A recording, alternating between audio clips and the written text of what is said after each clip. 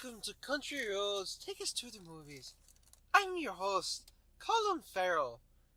This is my co-host, Chris O'Dowd. Chrissy, what are we going to see today?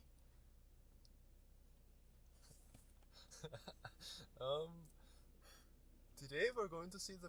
Oh man, I completely lost it.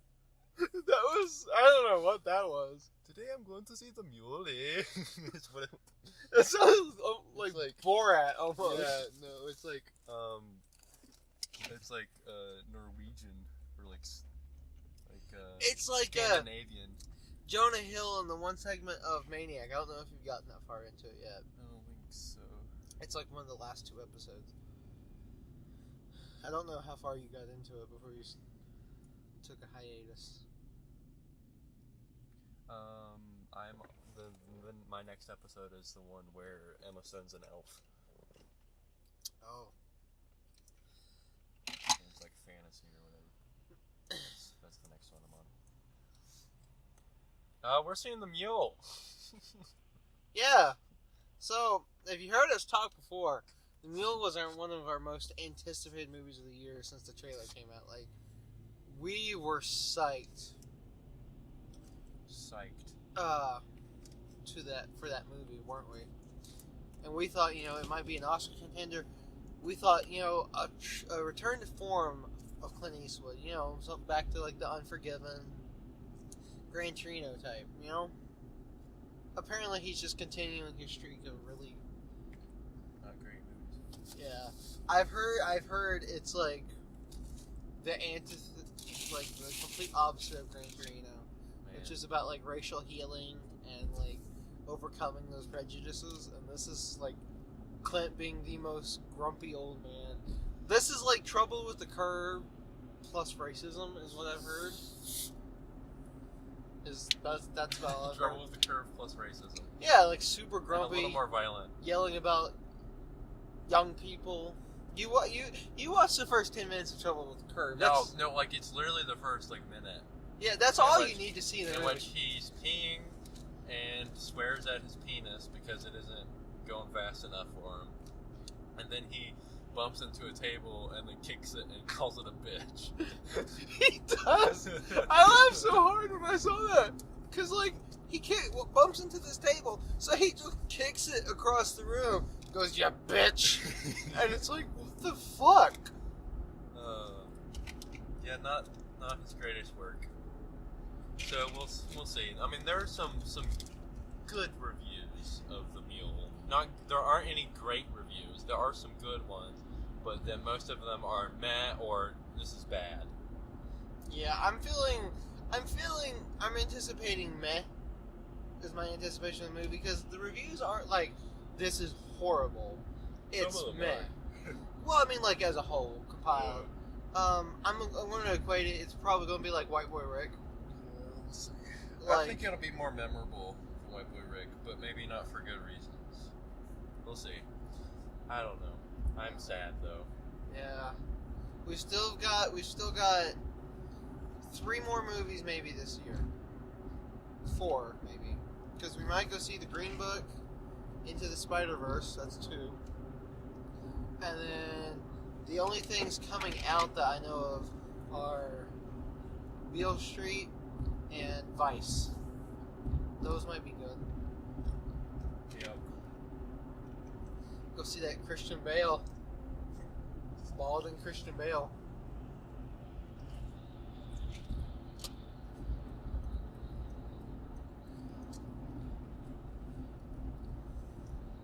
Must be weird to be Christian Bale's child. His child? Yeah. He has a kid. But it's weird to be a lot of actors. Yeah, but just think how into his roles he gets. Like, that's gotta be weird for the kid, right? Yeah, probably. That's how Ben Affleck met Christian Bale after Ben Affleck got cast as Batman, is they were buying Halloween costumes for their kids and they bumped into each other. Which, I want to know what Halloween store they're going to that apparently just celebrities go to. Like... Yeah, for real. I want to work at the Halloween store so I can silently judge what Ben Affleck buys for his children. I'm judging you, Ben Affleck. I'm judging you. Do you feel my judgment? Shout out to Ben Affleck. I don't know what the fuck you were on when you did Live by Night, but you're better than that, Ben Affleck. You're better than that. You did Gone Baby Gone. He went into rehab last year. He had a drug thing, last year. Oh, was that real? Or was that this year? Was that yeah, real? I think that was real. I saw it on tabloids, and I just assume anything in the tabloids. It was around the time of the Oscars, I think. I remember hearing about it. Anytime I see something on the tabloid. But see, no, I didn't see it on tabloid. I saw it on. It was like trending on, like. See, when I see it in like News People things. Magazine or whatever, I'm just like, that's not real. Yeah. People Magazine is not real. People Magazine is a conspiracy. No one. Those magazines aren't real. They're actually surveillance cameras by the government to watch you. Just like birds aren't real, the Earth is flat, and Australia is not real.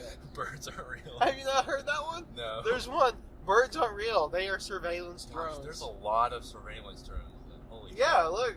Then how does like anything happen? Aus- That's bad. Australia. If we got, because like birds see everything. Then Yeah. it's weird that crime happens. It's weird that terror attacks happen. That's not a good conspiracy theory. Australia is not real. No, that's true. I can confirm Australia isn't real. And then, I have an Australian friend.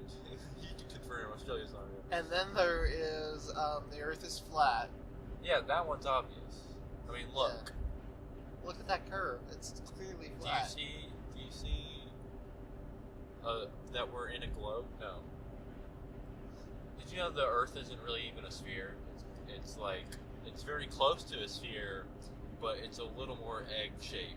Like, it's not like egg-shaped, but it's just got a little bit of where it comes in to make It's it like not a sphere. egg shaped, but it's not egg shaped. Well, I mean, it's not that wild. It's just not a perfect sphere. Is what I'm trying to say. I want to live on that egg shaped planet. I mean, would we know what that's like? I mean, I imagine it would be more noticeable that the Earth isn't flat if we were an egg shape. Because I think things would be pretty whack. I want to go home and write a screenplay, or an Earth that's egg shaped, and it's going to win. Christopher Nolan's next movie. Yeah, Christopher Nolan, call me. We're going to set this up. We're going to get you back to your glory days of Insomnia. That's your best movie. Is that his last good movie? Yeah, that's his last good movie. Everything after that's bad. No. The Prestige, the Batman movies, all bad. Stop. Christopher Nolan, the Batman movies are revolutionary because they showed a Batman that could turn his head. It took him a movie though, right?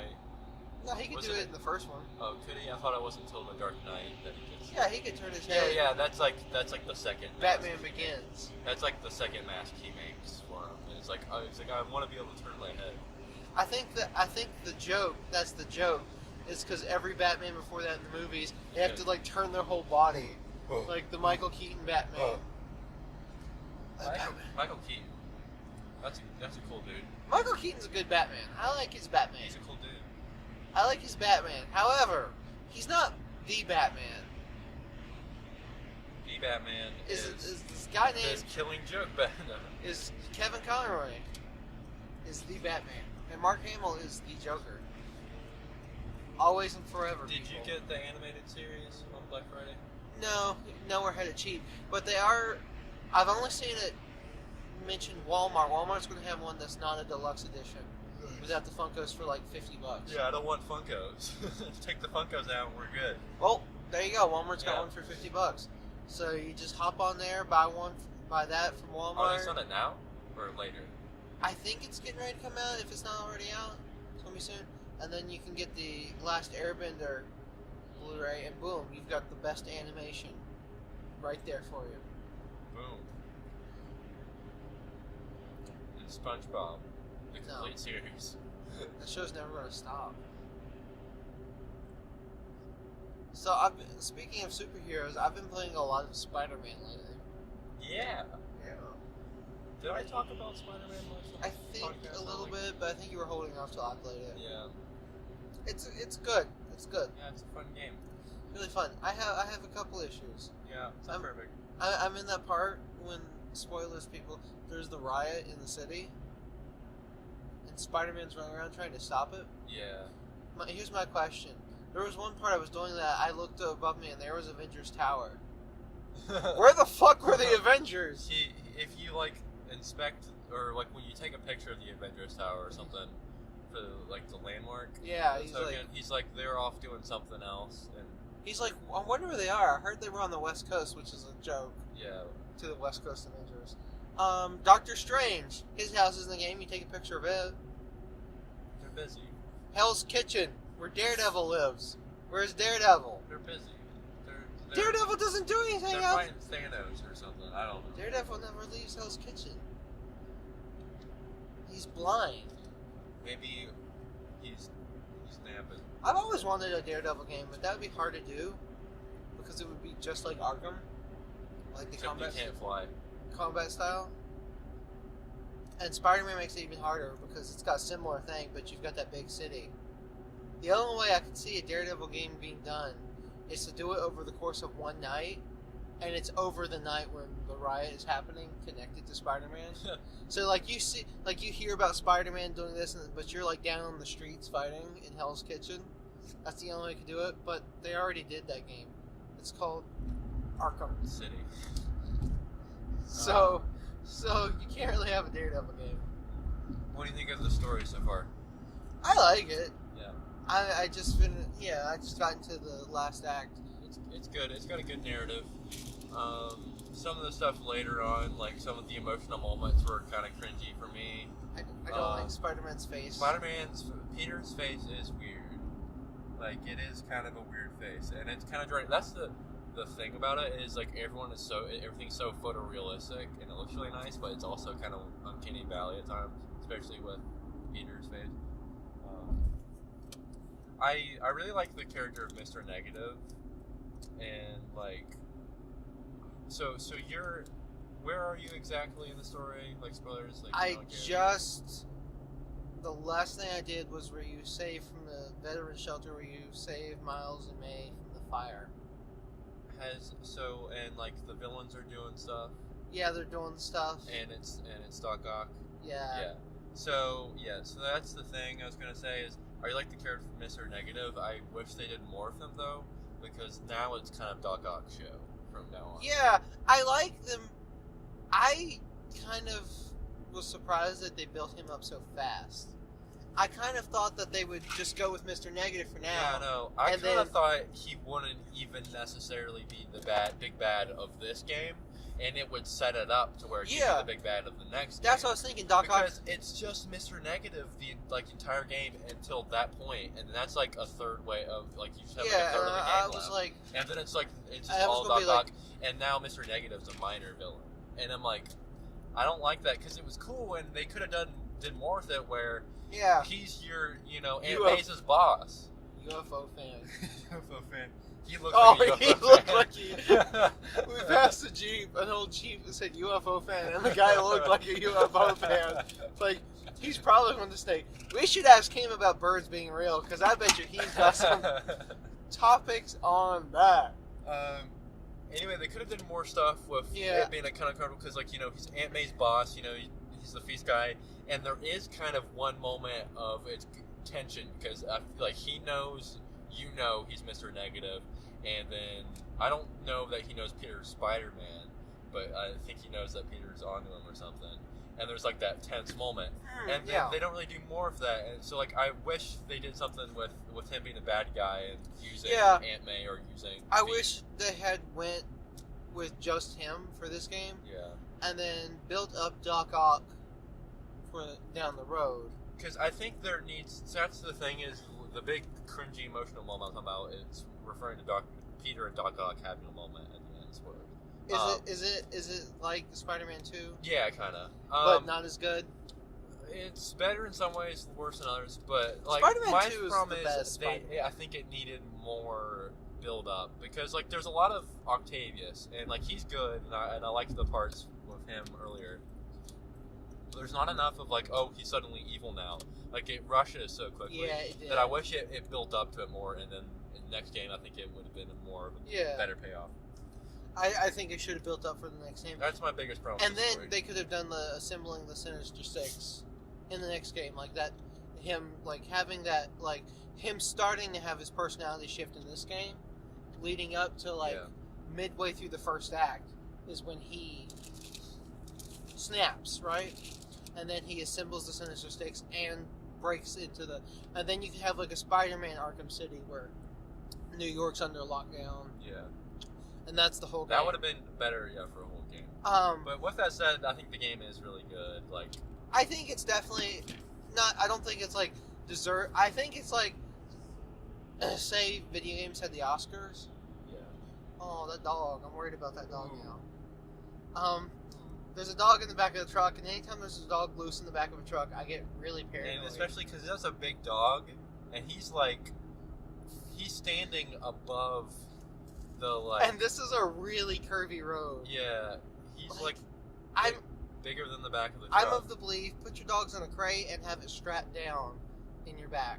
Yeah. If you can't have your dogs in the cab, which I can understand. A truck, you can't always have the dog because there's no divide, and especially at that big. a dog could make you wreck. So I understand that, but like, make your dog safe. It makes me worry about puppies. Yeah, be good to your puppers. But back to Spider-Man, because I'm trying to distract myself from Are this there any dog. dogs in Spider-Man? No, there are some really janky-looking squirrels though. Oh yeah, and rats. Yeah, they look. My biggest complaint with Spider-Man is you can shoot webs at the rats, but it doesn't do anything to them. Yeah. I want to web up the rats. Anyway, Yeah, I was trying to do that yesterday. I want to web up a pizza rat. Good question. Do I have to get all the Daily Bugle newspapers? No, for the you platinum? don't. Okay. Like that's to like 100% like within the game, I think maybe. Okay. But like you don't. Second more question. Do I have to beat Taskmaster to get a trophy? Yeah, but you have to do all of the challenges, I think, but you don't have to like Beat him. No, I did all the challenges. Well then I think he gives you more later. Okay, because Okay. I was gonna say I got a 'Cause trophy. you do fight him later. Yeah, I fought him twice. And He's brand blue. And the second time I fought him, he killed me. And he was just like, "You're gonna have to do better next time." I was like, "Do I need that for a trophy? Did I need to beat Yeah, I him?" think you get a trophy for beating him. Crap. Well, He's I think you'll fight him again. Yeah, because is that like Azrael and like? Yeah, kind of. Anyways, but yeah, if this video games had an Oscars, this would be one that like I don't think it would deserve Best Picture, but I think it should be nominated. Okay, so I'm a little different. I think it's deserving of a lot of awards. I in no way think it deserves to be nominated for Game of the Year alongside games like God of War, Red Dead Redemption 2. But Like- see, there's those two, but what else is there? Celeste, sort of smaller games, Celeste, Return of the Obra Dinn,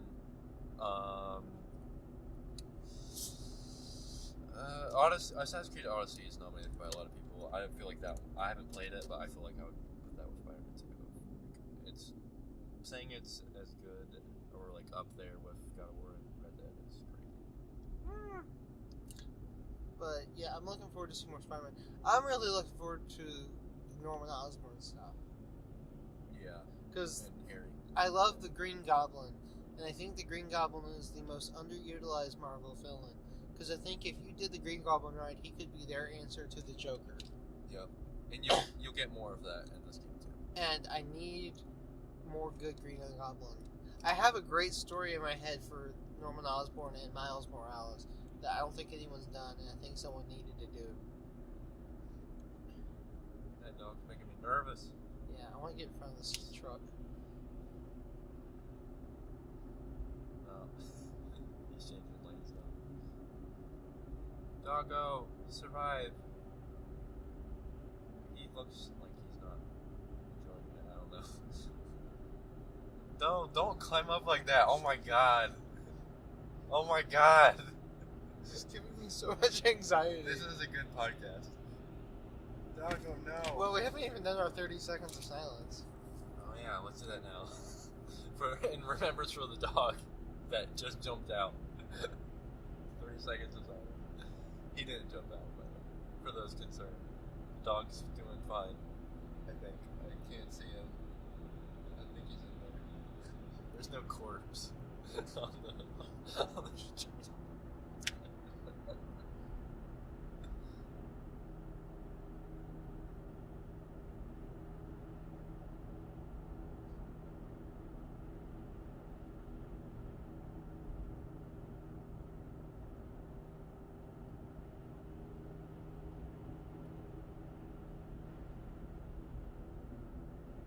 And this is Country Roads. Take us to the movies. We just had a break. Ooh, that's where we put our ad. Let's put in a fake ad. Let's record a fake ad right now. We should make like a handful of fake ads and put them in. Oh, in my newspaper that I showed you, that I my project, throughout it, all of my ads were like Black Mirror Easter eggs. So like I had an ad for the Mind Cookie thing, and White Christmas, and I had to put like in my stories like refers, which is like a tease to a story later on in the newspaper, and like some of them were about like Black Mirror stuff. Like I was like, some about killer bees, killer bee drones that are killing America, whatever. Have you watched any more Black Mirror? No, actually, I haven't watched much of anything. Yeah. Since the last podcast we did was Widows. Yeah. Since then, the only thing I've watched is I've watched a lot of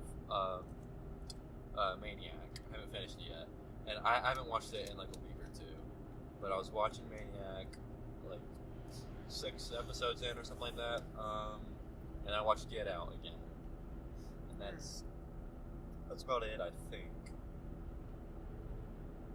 I've been watching a show on Hulu called Nathan For You, which is a Comedy Central show.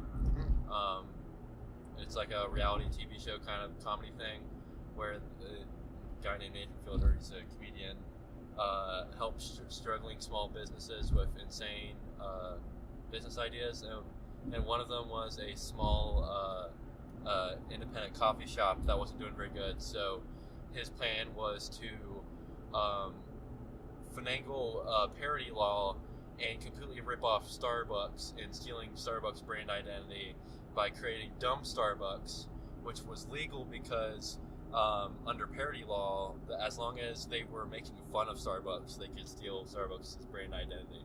So he created Dumb Starbucks, and this was the thing that actually went viral, and like a bunch of news stations were covering it because they couldn't believe that like everything looks exactly like Starbucks, it just says dumb on it, and like all of the drinks are like dumb latte, dumb frappuccino, and yeah, it's a funny show. That guy has also done stuff with Sacha Baron Cohen, so it's kind of that style of comedy of messing with people, but all while staying in character, and like no one knows that he's like actually like a comedian. Like it's a character that he does. It's really good. Okay. Shout out to Nerdwriter did a video on it actually. I have gotten really behind in my video essay YouTube channels. He did it a few months ago. Because I haven't watched Nerdwriter, Just Right, Polyphonic, any of those in a while, so I'm a little behind. But I watched Nathan For You back a while ago, and then now I've been binge watching it because it's stupid and it's something to watch while I'm playing stuff on the Switch. Which that's what I've really been doing a lot of since the last podcast, playing the video games. I beat Red Dead 2 in its entirety, including the 10-hour epilogue. That's the thing, there's 2 endings. There's the real ending, and then there's an epilogue ending. That game's so long, but it's so good. I've finally beat Dishonored 2, which is a game that I made it to the last level, and then for whatever reason stopped playing it, and then never went back and beat it. So I beat it, and then started the DLC. I've also trying to finally finish the game Hollow Knight on the Switch. Been playing Battlefield 5, because I'm going to try to review that. I've played Spider-Man. Once I finish it, I think the next thing on the itinerary is Detroit. Because I'm working through my game backlog. Yeah, that's what I'm trying to do. Holidays of summer is like trying to finish all of these games I haven't finished. And I said fuck it to Alien Isolation. I played like 2 hours of it and was like, God, this is awful. It's so clunky. And it would have been cool if it was like came out in 2007, really? But not like 2015. People liked it. But yeah, it's so repetitive, and that's just in the first 2 hours. Like I've turned on the power to so many things. So I said, screw it. Did Spider-Man. I'm gonna platinum Spider-Man because I think it's gonna be an easy one. Yeah, it's pretty. I'm always in this process of platinuming God of War until it eventually happens, because that game is just the stupid Niflheim thing is what keeps getting me. I need to sit down with a guide and really. Yeah, I was gonna say, I never used a guide. It's easy to learn the layout of it after you've done it a lot, and you can go back into it too later when you have some better gear. Then what else?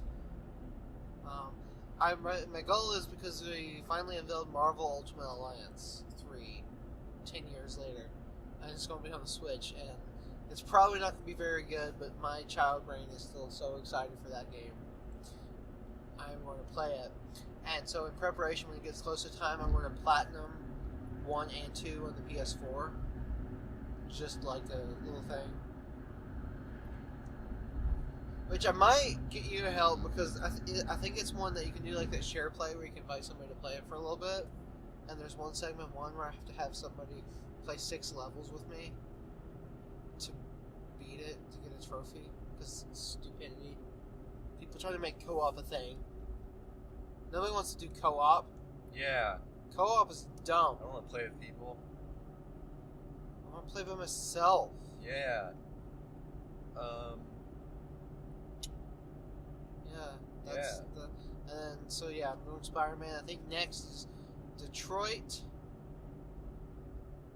Then the 2 Tomb Raider games. Remember right. Then I think I'm going to get Red Dead, play it, and then go to Red Dead 2.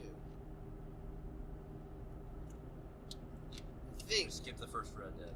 No. There's no time. There's no time. There's no time. You just need to play Red Dead. I don't have anything else coming out. I don't think there's anything coming out in 2019 game-wise that Last I want. of Us 2 might be. Days Gone, if it ever actually comes out. Yeah, it's February. I'll play it if it's good. It's February. There's a ton of games in February. There's Days Gone, Metro Last Exodus, or no, it's not Metro Last Exodus. It's Metro Last Light was last Metro Exodus, The Division 2, Far Cry, the new Far Cry that was just announced, and it's already coming out. It's Far Cry Primal, kind of, and that they announced it and then it came out immediately. Far Cry New Dawn, I think is what it's called. Yeah. What else? There's something else too. There's just all of those games that were going to maybe come out this fall, but then were delayed, and they're all out in February. Days Gone will be the only one I play. I don't know that I'm going to get any of those. Days Gone looks kind of interesting. I'll play as a filler. I think Days Gone is going to be better than because everyone's like, oh, this game looks awful, zombie fatigue, all this. I think it's going to be better than what a lot of people think. I don't think it's going to be incredible. But, no, I think it'll be good. But I feel like all of those games I'll pass I'll on play for a while. I'll play it. Yeah, I don't think I usually don't get new games in the winter. I usually just try to get through my backlog in the winter, and then in the spring, that's when we get the heavy hitters like God of War and Last of Us. I don't think Last of Us. No, I mean historically. I think Last of Us will be 2020. It's God of War, The Last of Us, Horizon, and Uncharted 4 all came out in the spring. I think Last of Us will be a PS5. Yeah, we'll see. And Ghost of Tsushima. Ooh. That game looks so pretty. Yeah, that game is gonna be good. Oh, Sekiro comes out next year, I think. I'm gonna get that. I'm more interested in Ghost. Oh man, that's the one by the people that did Bloodborne, right? But From Software, it's good. I was gonna say, for God of War, the problem for you is it's gonna be more than Niflheim is the Valkyries, especially the Valkyrie Queen, because that's like a Souls game, like those bosses. See, but the Valkyries aren't that bad. The Queen is a lot worse. I've been fighting them, and they're tough, but it's just methodical. Yeah, you just learned their patterns. And, It does feel like a more action-y Dark Souls. And I don't have a problem with that kind of thing. Like I can grind like that. Like just keep going at one segment. It's the where am I going? I don't know where I'm going. There's a timer. Oh, what? No, go! I'm suffocating. Suffocating. It's that I hate. Yeah, I feel it. Anything that involves a timer just frustrates me. That's why I don't like the Taskmaster missions, because I can go gracefully across that city, and then the second those start, I'm like clunking into everything. Have you done the Muspelheim trials or whatever the name of that one is? The fireplace. There's those trials. Those can be kind of tough too. I want to platinum God of War. Those are all time too. I want to platinum God of War because it's such a special game. Yeah. Because I had said I was going to play all of them for that, and I never did. And then the game came out, and it was out for like it wasn't even, I don't think, a whole month before I really got into it. Because I played it pretty soon after. Like, in Horizon World ones, I didn't play them immediately, because I never do. But I usually wait way longer. Like, you beat a game and forgot about it by the time I get around to it. But, like, I sat down, and I just took time, and I carved at all the God of War games. And then got to that one. So it was kind of like a really special moment for me. And it's just a really pretty, beautiful game. In both an emotional and, like, technical sense. Yeah, it's awesome. And I just love what it did. And I love what it did with the franchise, like, and how it acknowledged its past, but also you didn't need to know its past. It's like Blade Runner 2049. Yeah. It's like one of the best sequels to something that was out a long time ago, and honestly, except Blade Runner might be a little bit better than the first 3 God of War games. You saying you don't like that sex mini game? No. Both of them? There's 2 separate sex mini games in that franchise. God of War 2 is... God of War 3 I like a lot. I don't like the first one. Sorry, anybody that loves it. I don't. The controls are frustrating. It is not rewarding. Is that the one... Did Corey Barlog just work on the first one? He just worked in second. Okay, the second one. I think he was like he has some kind of credited role in the third one. I think. But yeah, he was like the cutscene director or something. Or no, I think that was for Tomb Raider. He was like the visual director or something like that. It was something like where he was mainly just directing. But God of War 2 is one he was in charge of, and God of War 2 is really good. That's one thing, like, PlayStation, like, they know how to do set pieces. Like, even on the PS2, the set pieces in God of War 2 are amazing. Shadow of the Colossus, a good one on PS2. Well, there haven't been many big set piece games in a while, have there? Because, like, PS3 had a bunch of them. Uncharted. I mean, what was there's been, what? Uncharted 4 doesn't count. That game doesn't really exist. I would say the Dark Souls and Bloodborne kind of have those. Dark Souls 3 and Bloodborne. Big set pieces. You know, like the boat, or you're falling down, or like in Uncharted 2 when the truck's coming at you and you're running down the street. Because Horizon doesn't have anything like that. Spider-Man kind of... It's got a few little things. But they're not as good. I think we've kind of abandoned them. Yeah, I think the PS4's kind of moved past that. Yeah, now it's about open worlds. If you were doing like not even open, not open worlds. I like God of War because it's not an open world game, but the world feels. But that's not like, but God of War is a standout though. Like I'm saying, like the way the games have gone in general isn't about like kind of more linear set piece things. It's everything's open, so there isn't a lot of room for some more linear set piece things. Like, you know, Horizon, for example. Oh. Like, the kind of wonder aspect of a lot of games nowadays is how big and beautiful and, like, how the scale of things. Witcher 3. Can you ever finish it? Probably not! I will someday. Oh! I deleted it off my laptop. I forgot. To make room for other games. I forgot. After Detroit, before Tomb Raider games, is The Witcher 3 on my schedule. Because I think I asked you to help me make my schedule, and you're like, you should do Tomb Raiders after, just a breath of air between Witcher and Red Dead. Yeah. Oh, I played Gears of War 4 since the last podcast. That was one of my backlogs. It was good. I have a weird thing with that franchise. I made fun of them for years and said they look stupid. They look like Rescue Heroes Spaceship Troopers Edition. And like I was equating They've them with, never appealed to me. I equated them with the Fast and the Furious. Like, that's such a bro thing, Yeah. a bro franchise. They're really fun, and I really like them, and they're not as masculine, bro-y. I mean, they are a little bit, because do remember, you have a chainsaw gun. But they're not And as... they're giant dudes. But everyone's giant. Like, the women in the game, too, are, like, really big. Except for civilians, they're small. I don't know what's going on. They're like Spartans in Halo. But, yeah, they're really... And they're... I don't think there's a better cover-based shooter. Yeah, they just never really appealed to me. But they have a really fun story. Like, I'm not going to say it's like The Last of Us God of War where it's amazing, but it's a good, fun, solid sci-fi story. People say Gears of War 4 is kind of like The Force Awakens and like the return to the franchise, and with this kind of fun story with the new guard and like Marcus and Phoenix. Yeah. I'm excited for 5. I will play 5 when it comes out, and I'm excited for that. Gears is probably the only thing keeping my Xbox alive right now. Eventually, I will buy the Master Chief Collection and play all the Halo games. See, I'm never going to buy an Xbox now because they're putting everything on PC. So it's like, what's the point? Well, I'll never play PC, so I'll just buy an Xbox. But I will get the Master Chief Collection one day and play through all the Halo games. Because I feel like that's one of the biggest things I've missed, like in gaming, is Halo. So I'll play Halo 1, 2, 3, 4. Should I skip 5? Maybe. I mean, I never played it. Oh, I thought you had.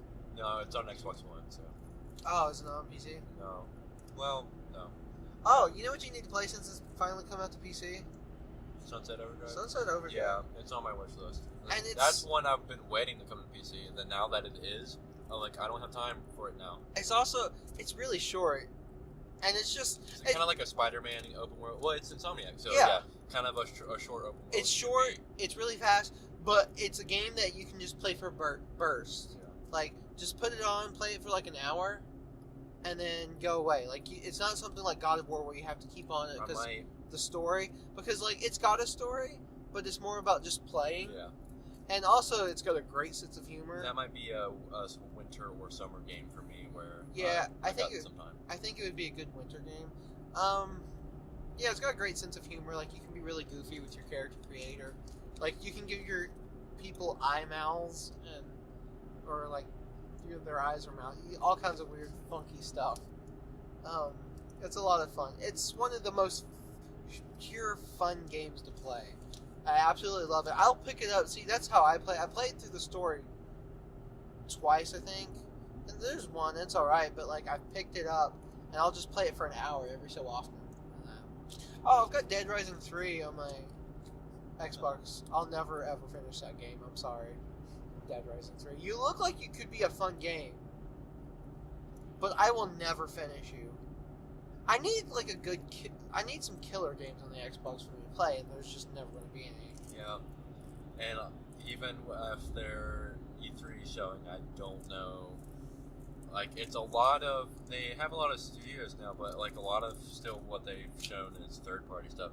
Like, Gears is the big one, and I just don't think it's gonna be on the level of PlayStation's exclusives. I'll play Gears, and Gears will be good.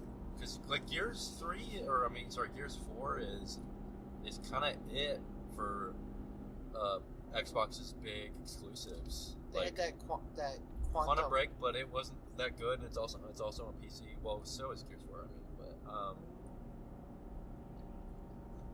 Quantum Break wasn't very good. Halo 5 wasn't very good. All of the launch games like Rise and like all those weren't very good. PlayStation's done better this life. They have a good indie. I can't say. Last one I didn't have the last gen. I didn't have a 360, so I can't speak. But they had a good backlog because they had. Halo and Gears and Fable, Fable, Fable, Alan Gears, Wake. Alan Wake, The first Mass Effect was exclusive for a long, long time. Forza. But I mean, PS3. That's when a lot of people give her crap. But they like to compare them, and they were comparable as far as like being the lower console, like the not popular one. Yeah. But they're not, because Xbox doesn't have anything to play. There's a lot of stuff on the 360 that I could point out, but I can point out a lot of games on the PS3. Yeah. There was the whole Uncharted series, Resistance from Yeah, Insomniac, Resistance. Infamous. There was a lot of games. Last of Us. Last of Us, God of War 3. Like, there was a lot of games on the PS3. Little Big Planet. Catherine, yeah, that's one I always wanted to play. I never got around to. It's on the PS4 now. Yeah, but in terms of like, that's one I'm just gonna have to say like, bye bye. I can't.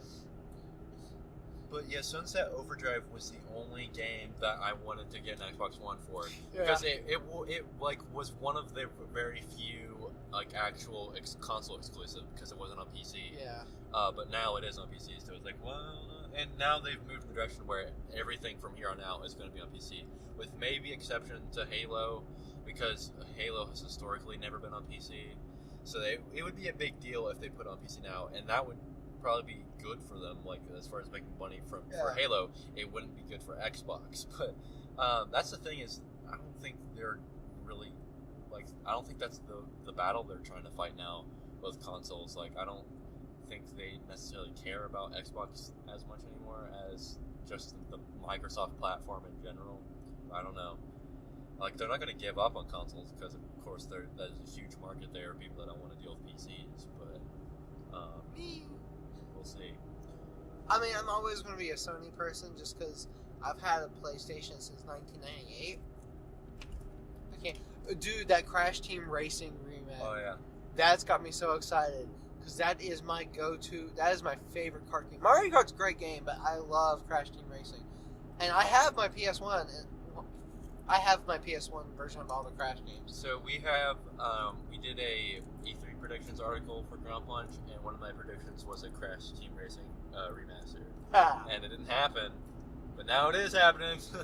Well, it was kind of obvious that, or not obvious necessarily, but it might happen. Like, there's a good chance of it happening with the studio that owns it now. Forget them, Vicarious Visions. Yeah. Yeah. Is that one you'll look into playing? Yeah, because I played, I think, all of the Crash Team Racing games. See, the only one I played a lot of the racing games, but that's the only one I really loved, because that was the last Naughty Dog game. Naughty Dog's 4 Crash games; those are the top ones to me. It's the first 3, which is the Insane Trilogy, and this. I'm excited for this because I've wanted to play it with my girlfriend a lot, and she can't play the old one because the graphics make her motion sick. Because you know those PS1 graphics. Yeah. They make her motion sick, so I'm excited to play this, and all the the infuriating levels. It's got its Rainbow Road. Yeah. It's called Hot Air Skyways. I'm pretty sure is the name. I don't remember any of the names, but I'll remember them when I play it. Crash Cove, Cortex Castle. I remember Cortex Castle with the spiders that come Yeah. down. Yeah. Hot Air Skyways, I think, is one. Oxide Station.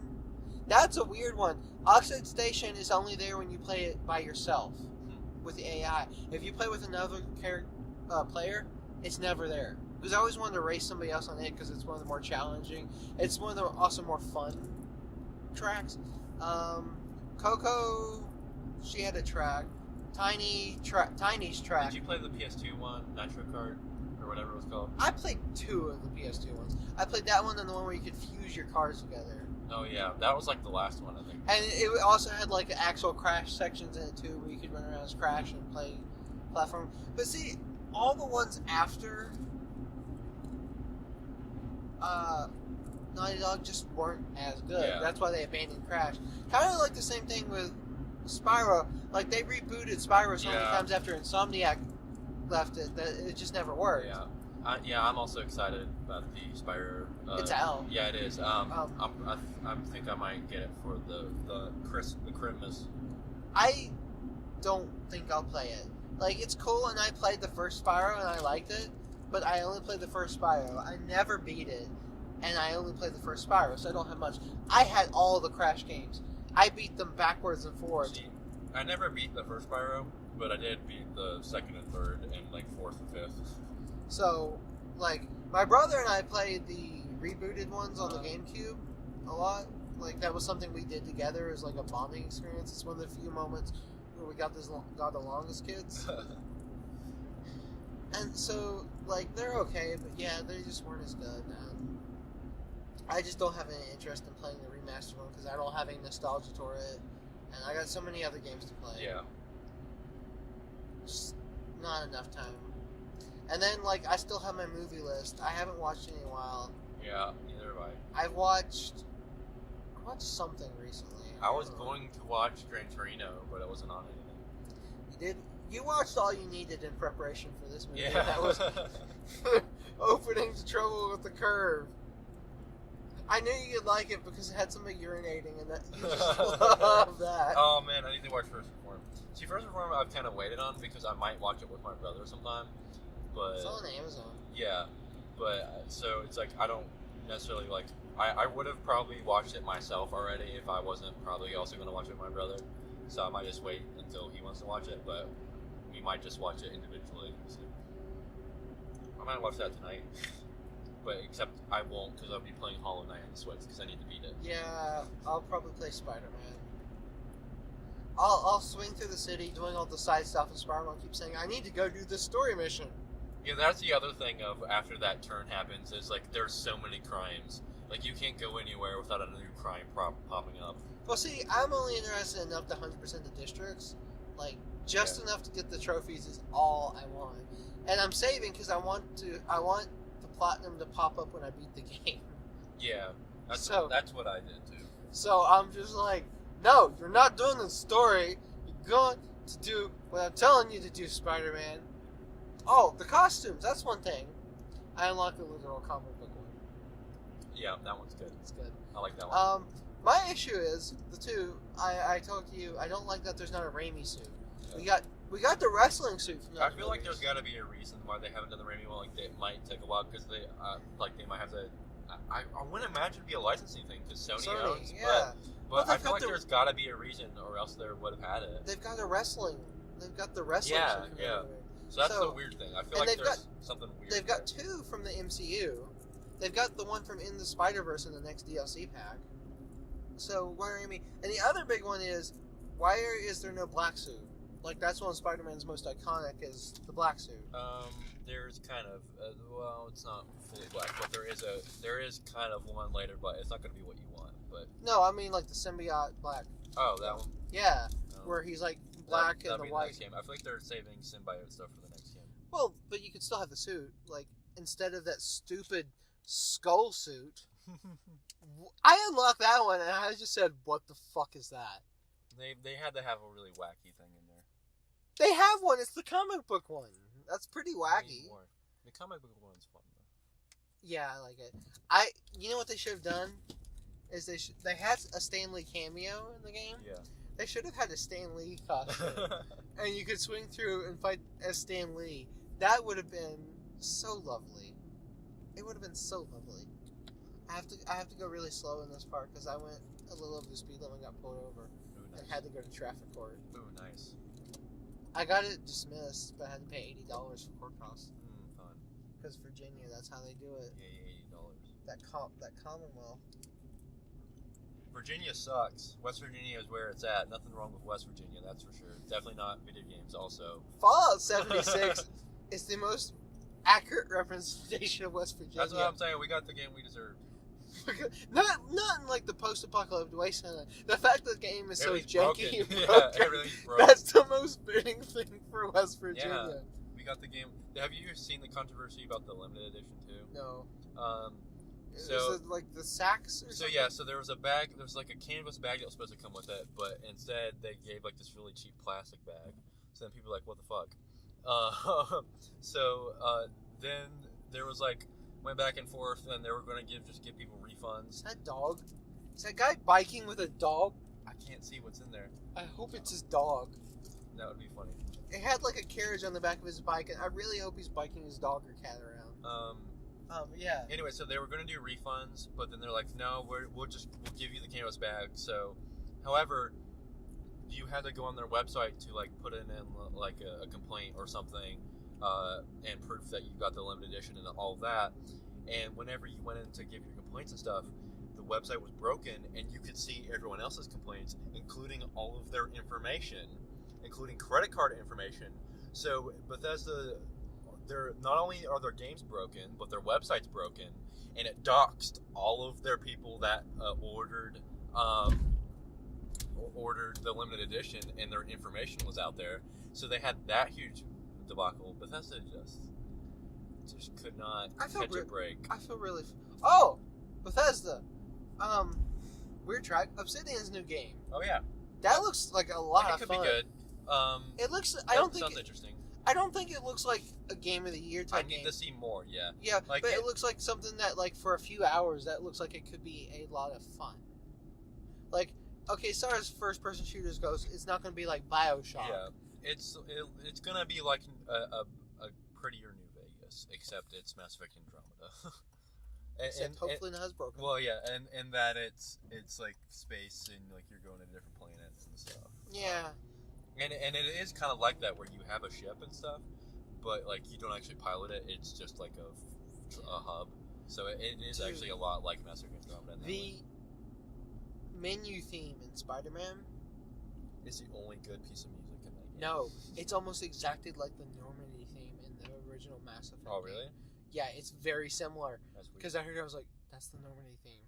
And I was like, oh god, no, I hate the Normandy theme. It triggers me. I'm just like, oh god, flashbacks. See, that's the only good song. And what's funny is that's the only good song in the game. It's not like really. It's. I think it's kind of used in the game a little bit, but like at the Game Awards, they're like, we're gonna have an orchestra of like all of like we're gonna do like bits of like the best music from the Game of the Year nominees. It's like that's the only Spider-Man song because the rest of it is trash. The orchestra, I love the orchestra ones in Spider-Man in the game because it's like this dramatic opera music, and you're just like standing there. Yeah. And it's like this. No. That's another complaint of Spider-Man is the music. The menu music, like when the game starts up, the music playing is from one of the movies. It's from one of the Raimi movies. It's at Spider-Man 1 or 2 for sure. I know I heard it because I don't like Spider-Man, but I love Spider-Man 2. And I liked Spider-Man 1. I thought they wasted Willem Dafoe's Green Goblin. Yeah.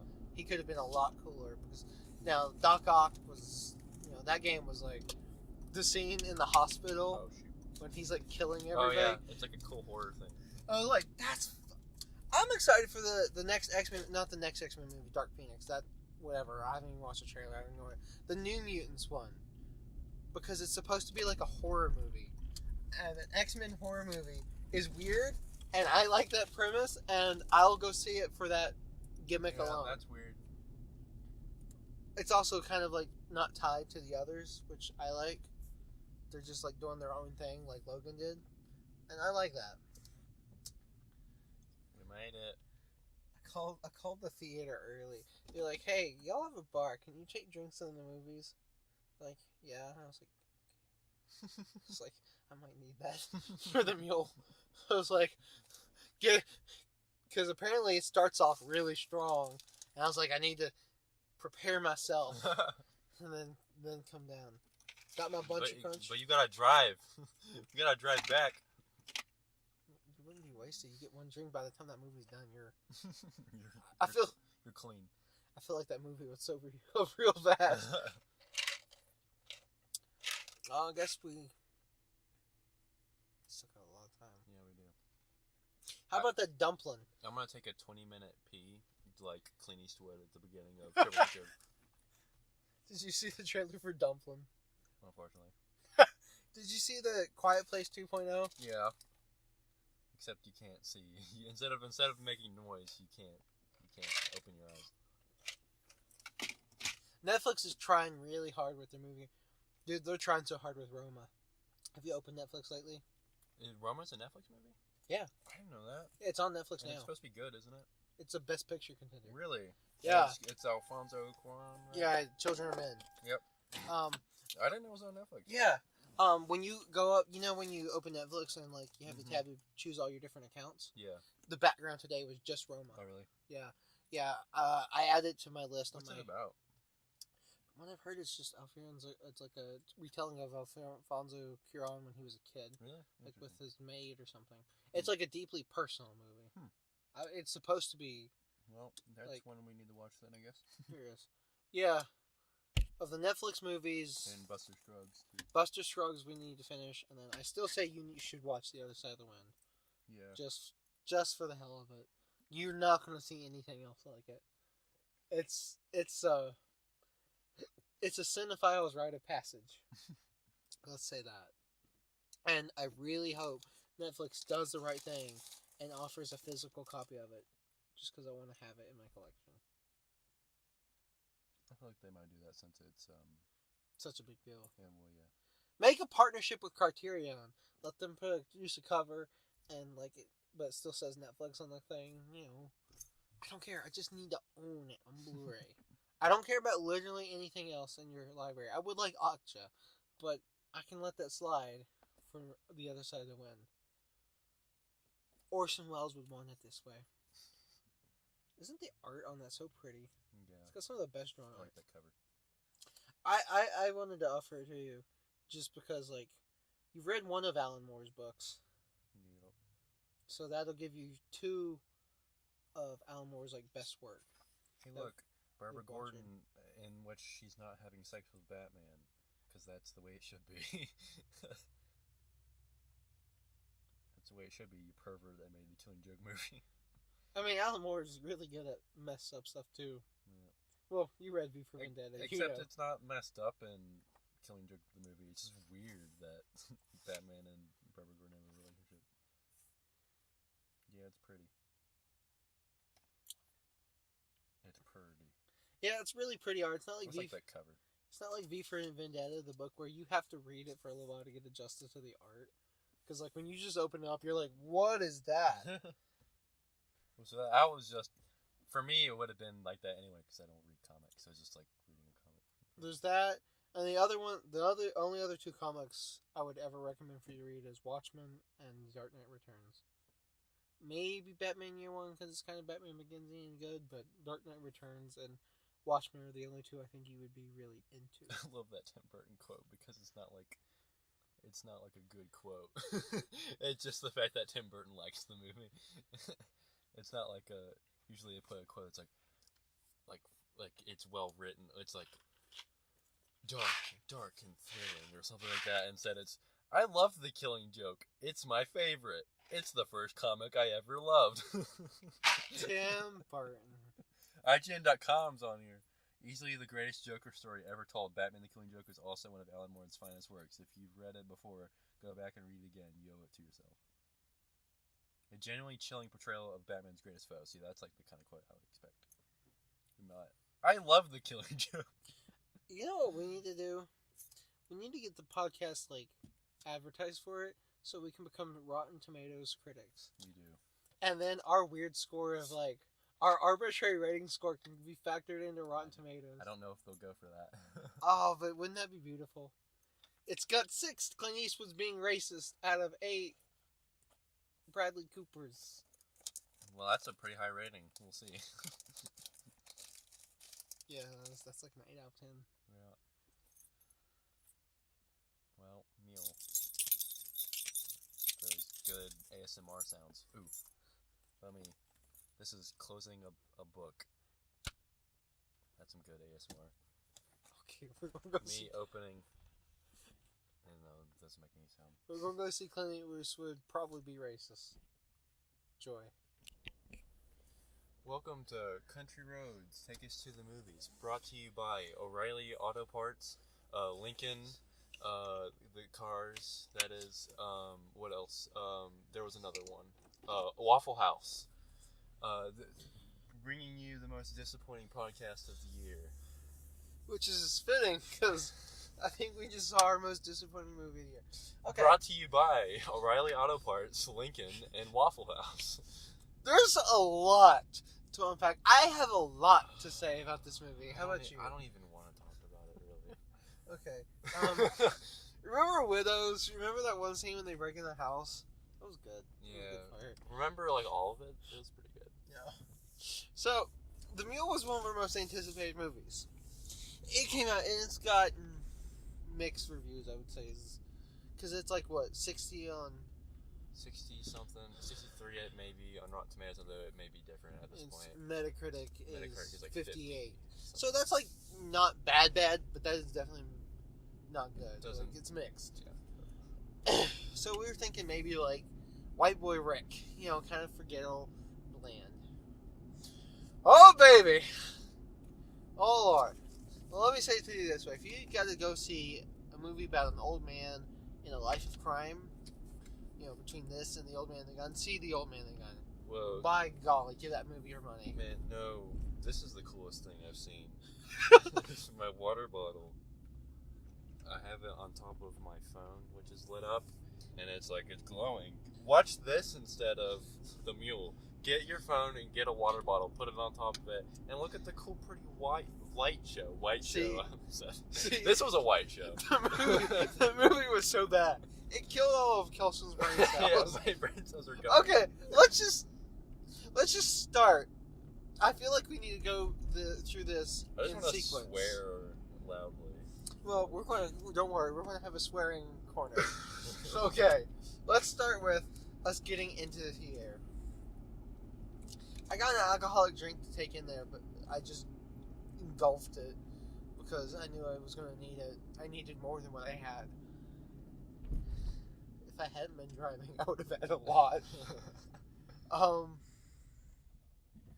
So, we're going to start. When we sat in there wasn't that many people in there, which is pretty normal for most of the movies we go see.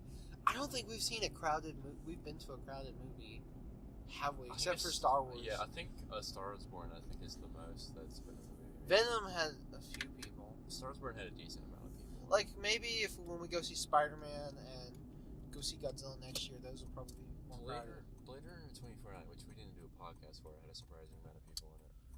It didn't have that many people in it. It was like they just kept coming in, though. It didn't have hardly anyone in there. It just seemed like a lot because we had to move seats so many times.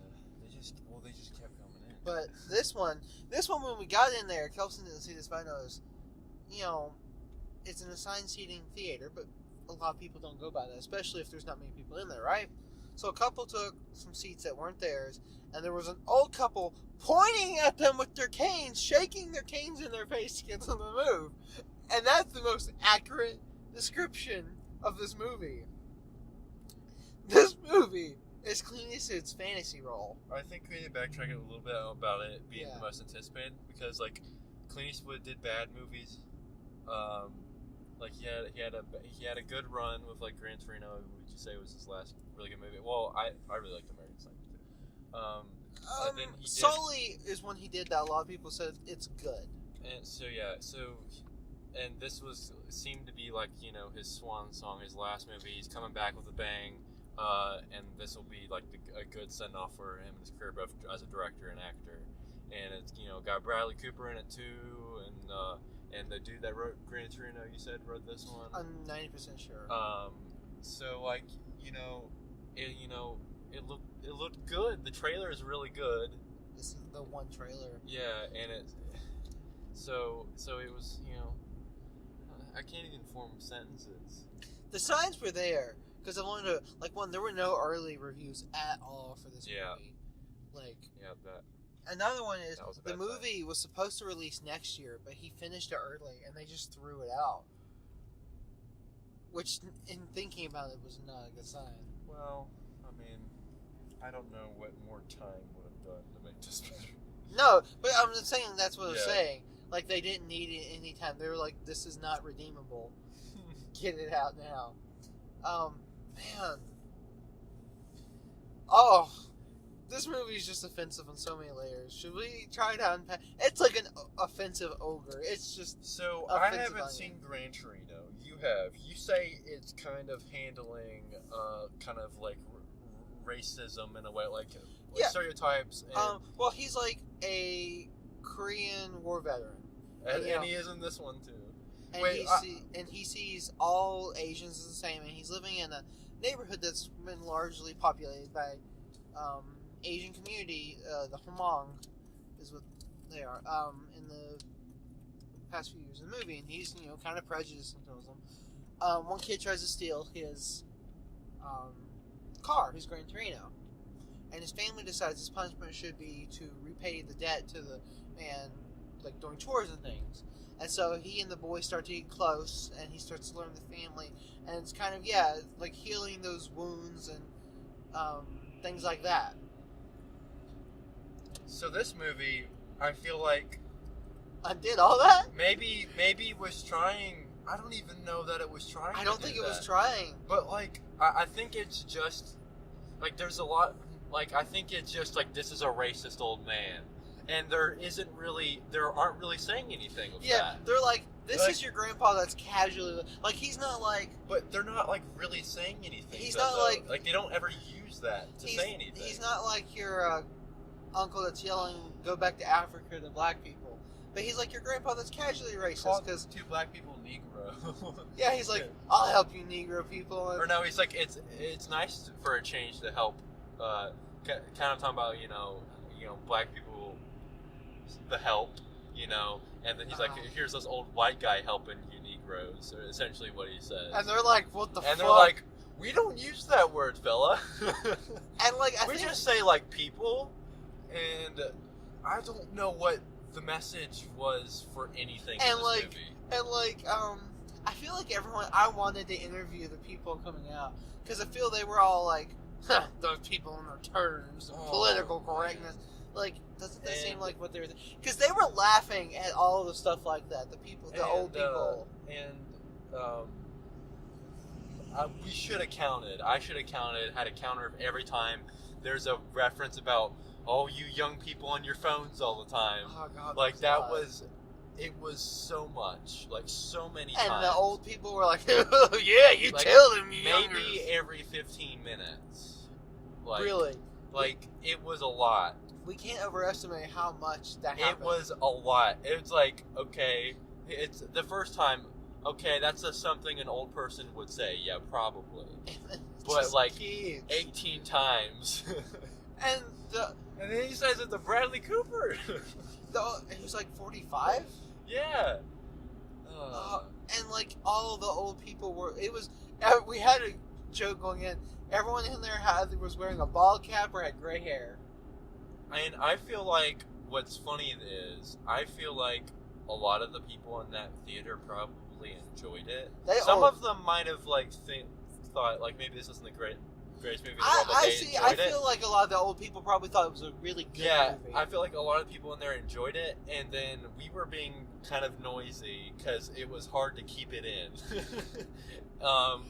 And I feel like we were probably not, like, we weren't near as loud or as bad as the couple, the two old ladies and widows, but I feel like we were kind of being that in this movie. God, I wish they had been here in this movie. This movie had a flow, like the pacing and flow of this movie was something I think akin to like Tooth Extraction. Like, I wanted this to be over more quickly than the time I had my tooth removed. And when the tooth removed, it shattered as they were pulling it out. I went on my phone to see if I was still connected to the Wi-Fi so I could like do anything other than watch the movie.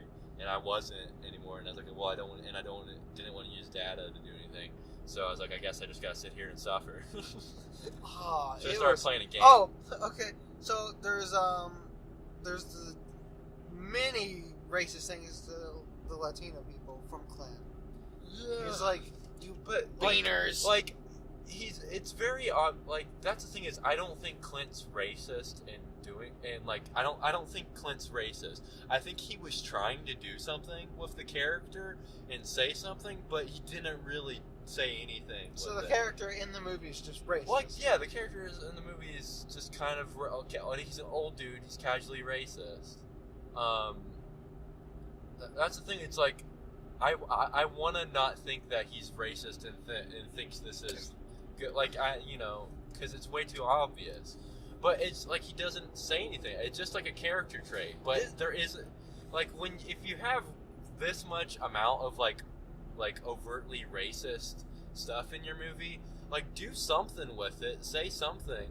But he doesn't. It's just the character's just kind of racist, and it doesn't go anywhere, and it doesn't say anything. It's not like there's no development about him being racist. Like, he gets friendly with the cartel people, but that doesn't have anything to do with. It's so. This is a movie that your 67-year-old grandpa that wears the Trump hat, he's probably going to love this movie. Oh, the Dykes on Bikes thing. Oh my god, yeah.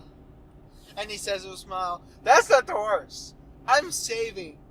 What was the worst part for me? I'm saving. I'm going to bring it to you. You probably know what it is. What? Just the weird objectification of women? Or what? Or are you talking about specifically the racist stuff? I'll get there. Fuck this movie. Yeah, this movie. This, I think, is worse than Sicario 2. It is. Sicario 2 had some, like, redeemable qualities, I'd say. Like, not many. Like, Josh Brolin's cool. And Josh Brolin. There's some kind of good action. Josh Brolin did the best he could with what he had to work with. Benicio del Toro was pretty good, too. But he in wasn't this near movie, as good as... I'm going to watch Sicario again when I get home for, like, the 5th time. I feel like Bradley Cooper just went... At one point, he just put his hand over his face and went, "Oh, fuck." Like, it wasn't and a bad phoned performance, it was just a very, like... Phoned in. Like, yeah, it was just a very nothing performance. He phoned it in because, like, he just realized what What's the funny movie is was. Clint Eastwood's like a mentor to him, kind of. And, like, he really looks up to Clint Eastwood, so, like... That's probably why he stayed in it. He had that scene, like, where he's just having a talk with Clint Eastwood, and he's like, I felt like that was an emotional moment for them or something. And, like, he thought it was good. There's a scene in the trailer I never saw, but there's one scene in the trailer where he's in his truck, and Clint just looks so desperate and scared. And, like, he's gasping. I never saw that. Yeah, I think it is. I think that's... I remember it, too. Because I think that's when it first shows his face bloodied as he's driving. I think it's that. No, because they're different scenes, because the other one, he's just wearing his other button-up shirt. Oh, I think they cut it. Because in this movie, the character's never scared. Yeah. He's always calm. He's always confident. Well, he's a little razzled the first few times, because he's saying, like, "Oh, calm down, old boy." Or he says that to himself, and he's, like, checking the money and stuff. Yeah, but he never seems... Yeah. He always just seems so calm. The trailer was so good, though, and it, like, made it look to be tense, and, like, the scene with the cop pulling him over, and then the drug dog starts barking. I was like, ooh, that's so good. And then it's comical in this movie. It is intense. It's comical. He runs. He runs. Clint can barely walk in this movie. He walks to he shuffles. The dog starts barking, and the cop's like, "Oh, he's got pee every 15 fucking minutes." Yeah, the cop gets, like, really angry. Like, I thought he was going to shoot the dog. I started to get worried for the dog. And, so, yeah, there's that. And then the cop lets the dog out. And while he's doing that, Clint walks to the car, rubs some Bengay on his hands, and lets the dog smell it. And the cop's like, no, you can't touch it. You cannot touch the dog. And Clint's like, "Oh, I'm so sorry. Dookie. My Dookie. He says Dookie like 15 times. Yes, Dookie. Like, I think he's trying to play off senile old man that's missing his dog. And the cop's like, "You do a really good Jimmy Stewart." And I'm just like... There's a lot of times where it seems like the character's, like, trying to act like an old senile man. But I don't think that's, like, what it was intended. I don't think it's trying to play off him acting. I think it's just Clint's weird performance. Like, what's the one thing you were gonna say? The one, like, the craziest thing. Okay. Like, I have a lot more to say about this movie, but might as well get that out of the way. When we're not done. Clint Eastwood has 2 threesomes in this movie. 88-year-old Clint Eastwood has 2 threesomes! He doesn't just have sex with a young lady. He has sex with 2. Twice! What the fuck? And there's nudity in one of them. One of them, he takes his shirt off. I didn't need to see that. And then the large Latino lady did. And it's like, was that necessary, Clint? You perv. You just this is a fantasy. Well, he's just partying and then. Well, like, her taking her top off was like. Because we already had the shot of the party where it just kept close-upping of all the women's butts over and over. It made me feel sick. Every female character in that movie sucked, too. Like, this was not a good... I don't know about Allison Eastwood. That's who played his daughter. I don't know how good of an actor, but I think it's Tessa's her name. Farmiga. She's Vera Farmiga's younger sister. Yeah, they're like 20 years apart in age difference. But yeah, she's a good actress. Like, she's on the first season of American Horror Story. She's a really good actress from what I've seen so far. Yeah, that was like, there's this really weird, like, objectification of women in these scenes. And none of the female characters play any role other than, you're a bad father, husband. It's like, this movie's genuinely kind of offensive. You know that old man that's like, he just thinks he's so funny and he's so clever and he's so charming. That's what this character is. That opening. That's the character in this movie is how that man pictures himself in his head. I mean, I really legitimately wanted to ask the older people in the movie what they thought of it. Because they were laughing and chuckling. I'm sure they thought all the kind of racist jokes were funny. Or like when the cell phone stuff. The cell phone stuff. Or the scene they're at a restaurant. Like a pulled pork place or something. Oh, yeah. He just keeps saying pulled pork. Yeah. And the two Latino men are sitting at the table while Clint's getting the food. And everyone's staring at them. And I'm like, I mean, in a small kind of racist little town, that would happen. But still. Yeah, and like the movie, I guess, tries to say some things about racism with that, and then the cop. Yeah, and then also when that one dude gets pulled over by Bradley Cooper and all of them, and he's like, statistically, I could die.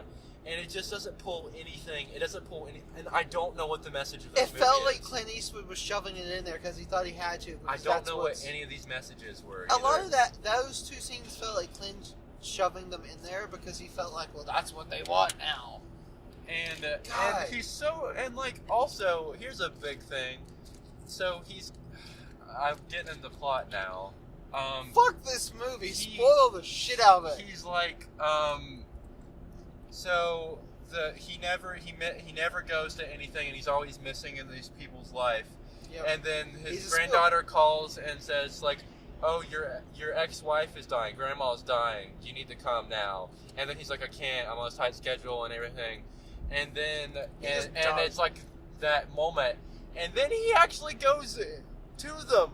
Like, no, that's the moment where like you should have sacrificed your relationship with your family because you're not driving your truck that is full of cocaine to your dying family, like your family's home, and then are there for like what, a week? The movie says, or something like that.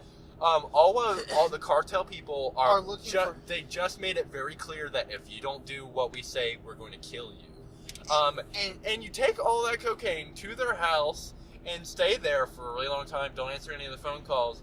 Like, no, you should have did what they said and took the bullet, for your family, and not put them at risk like that. And then he's like, who's that? Like, oh, my ex-wife, this is my family. If you want to do bad things to me, here's my family. You can go kill them. He doesn't actually say that, but he shouldn't have like been like, yeah, that's my ex-wife. He just drive around to the funeral and everything. Like, you just put your family at so much risk with that. A bunch of coke in his truck.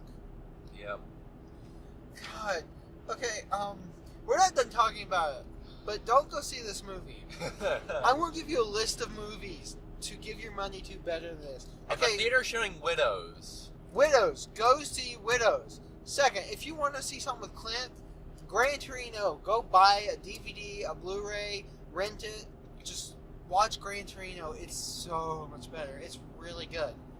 Much better than this.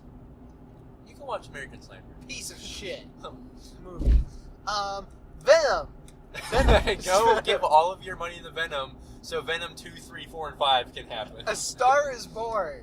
Oh, Bradley. The Old Man and the Gun. Another old man in crime. Except the Old Man and the Gun was like really charming. Like, he was legitimately charming. Yeah, that was a good movie. Like, and he walks up to you and he's like, oh, don't cry, little lady. You're like, you're the coolest grandpa around. That was a pretty good movie. Like, he was so charming. Clint Eastwood in this movie was picturing himself like Robert Redford in that movie. Only Clint Eastwood isn't capable of being charming because he's Clint Eastwood. he does gruff. Though the opening of Clint Eastwood in the suit and he's being sweet talking all the ladies at the horticultural thing made me want to see a movie as Clint Eastwood as like a 90-year-old gay man. Yeah. Like he's coming to terms with like something tells me he wouldn't do that though. Something tells me. Is it the Dykes on Bikes thing? Or just him being a racist old man. God. Oh, this is the biggest disappointment of the year. Not White Boy Rick. Not Sicario 2. Because, I mean, Sicario 2. We knew that was good. White Boy Rick was a disappointment because we were looking forward to that. It was a disappointment. That's the thing about White Boy Rick because he was like, this is another White Boy Rick. And I was like, no, White Boy Rick's better. Because White Boy Rick wasn't bad. It just wasn't remarkable memorable in any way. Yeah, see, if White Boy Rick had been bad, we would have liked it more because bad Matthew McConaughey with a mullet. Yeah, that would have been great. Whereas this isn't good bad. Like This Venom also really bad, but like good bad. Venom was like a technically worse movie than this. I don't know. But I don't even know if I'd go and say that. I mean, maybe. This didn't have terrible CGI. But Venom had the great like. But it did have 2 threesomes. Oh God! Clint takes off his shirt, or he can't take off his shirt. The women have to do it for him because he's too feeble. And like, I don't understand why all these pretty young women want to dance with him all this time too. They wanted it more than dance. No, I mean like in the other stuff too, and like at the veterans thing, and then at the beginning, it's like why are all these attractive women into? I've seen that like veterans thing. They'll do that to make the old man happy. I've seen things like that. To ask this, is Clint Eastwood a veteran? Like, did he serve at any point? I don't think. Because I feel like he thinks he is. I think he might have been in the military, but I don't think he served during war. I don't think. Kind of like John Wayne. John Wayne didn't go in World War II, and so it haunted him the rest of his life, and he did a lot of war movies to try and make up for it. This was like your old MAGA grandpa's movie. I don't think doing war movies makes up for not going to war, because then you're capitalizing on it. Yeah. And building your career off of it. Because, like, it's like, oh, family's important. All them Latinos, we gotta save the Veterans Center. Oh, God. And the message of this movie, I guess, is people are able to change because he does kind of redeem himself. But still, remember, go 25. Remember in Widows when everything was better? Yeah. You know what would have made The Mule better? It was directed by Steve McQueen. And written by someone else. I don't know. I don't know if it was the quality of the person writing it or what Clint Eastwood did or what, but like the writing wasn't good either. No, there was a lot of terrible lines. And as well as just the plot in general. Wasn't great. Like, this could have been an interesting movie. Oh, the premise is great. Like, 9-year-old drug mule. Like, it could have made a great, tense. And, like, just in any it's give more reason for why he's thrust into that world instead of just this dude who knew his granddaughter. Like, we didn't talk about that. This is a nice truck. Oh, so you drive a lot? Oh my God, that scene was so he goes to his granddaughter's, and then he's like, "What? There's coke in my car?" He goes to his granddaughter's wedding reception rehearsal, whatever. And he goes there. His family causes a scene. He walks away. This one guy walks after. Latino dude. He just walks after him for no reason, like no connection to Clint. And he's just like, starts talking to him, and he sees the truck. He's like, yeah, it's a nice truck. Sees all these like state stickers. And of course, the one guy the one Latino guy your granddaughter knows is involved in the cartel. And yeah, he's like, I know some people that pay you to just drive. Clint's like, just drive? And he's like, yeah, just drive. So Clint goes to the location. He goes in there. There's a guy with a semi-automatic rifle, and like they're really secure. And it's very obvious what it is. He doesn't bat an eye. He doesn't make a joke about how armed they are. He doesn't think one bit about it. But then later he does like 3 runs. Then one, he starts, because they put a bigger bag in his car. He's like, oh, I want to know what this is. He pulls it over. He's like, what, cocaine in my car? He looks and he's like, oh shit. It's like, well, you pulled into a garage where they're got guns. Even in that scene where he he drives into the garage for the first time. There's dudes with guns, very rough. Obviously know what's going on there. He's like, what's in the bag or something like that. And then he still kind of plays off like he doesn't really know what's going on. I'm like, are you kidding me? Are you kidding? You don't know what's going on here? You really don't know? Some people are paying you to drive. They're putting a bag in your car. They have guns. You're in a place where there's drug cartels. The movie's set in Illinois. I don't know. It was Chicago. Yeah. And he had Illinois plates. Which just seems like is there a huge cartel presence in Illinois? I don't know, maybe. Like, I'm sure drug presence. But I feel like it's more like... I don't know. I don't know anything about Illinois, Chicago. Well, Chicago's got, like, huge gangs. Like, I feel like the gangs of Chicago... I feel like there's gotta be if it was in this movie. I feel like they wouldn't blunder that bad. I feel like the gangs would be the gangs of Chicago and stuff would be importing the drugs, maybe getting it through the cartels, but not the cartels just taking it right there. You know what's the worst thing about this movie? I kind of want to watch Sicario 2 now. This movie makes me want to watch Sicario 2, a better movie. Oh my goodness. I actually kind of want to watch Sicario, the first one. Yeah. But that's just kind of an ever-present feeling in me. Yeah. I like that movie more than probably most people Sicario do. and Band of Brothers. Sicario is like a really good movie that is very critically acclaimed. Like, people really agree that it's a good movie. I still probably like it more than everyone else does. I don't know why. Remember in Hell or High Water, which I would have rather have seen? Man, that was a good movie. That scene where Jeff Bridges just has his shirt off. Yeah. And I was like, oh god, my eyes are burning. I wish we were watching that over Clint having his shirt. Dancing and having... He could barely move in this movie, like, no joke. He could barely walk or stand. Yeah, and then all of these girls in bikinis are, like, twerking on him and, like, Yeah. grinding on him, and he's dancing with them. Oh, and he holds that one girl, like, he's, like, squeezing her. Yeah, And then has threesomes. No, I didn't need this movie. He was like, I'm gonna squeeze you real tight. There's one girl who's, like, twerking on him, and he's, like, touching her butt. God, I feel so sorry for that actress.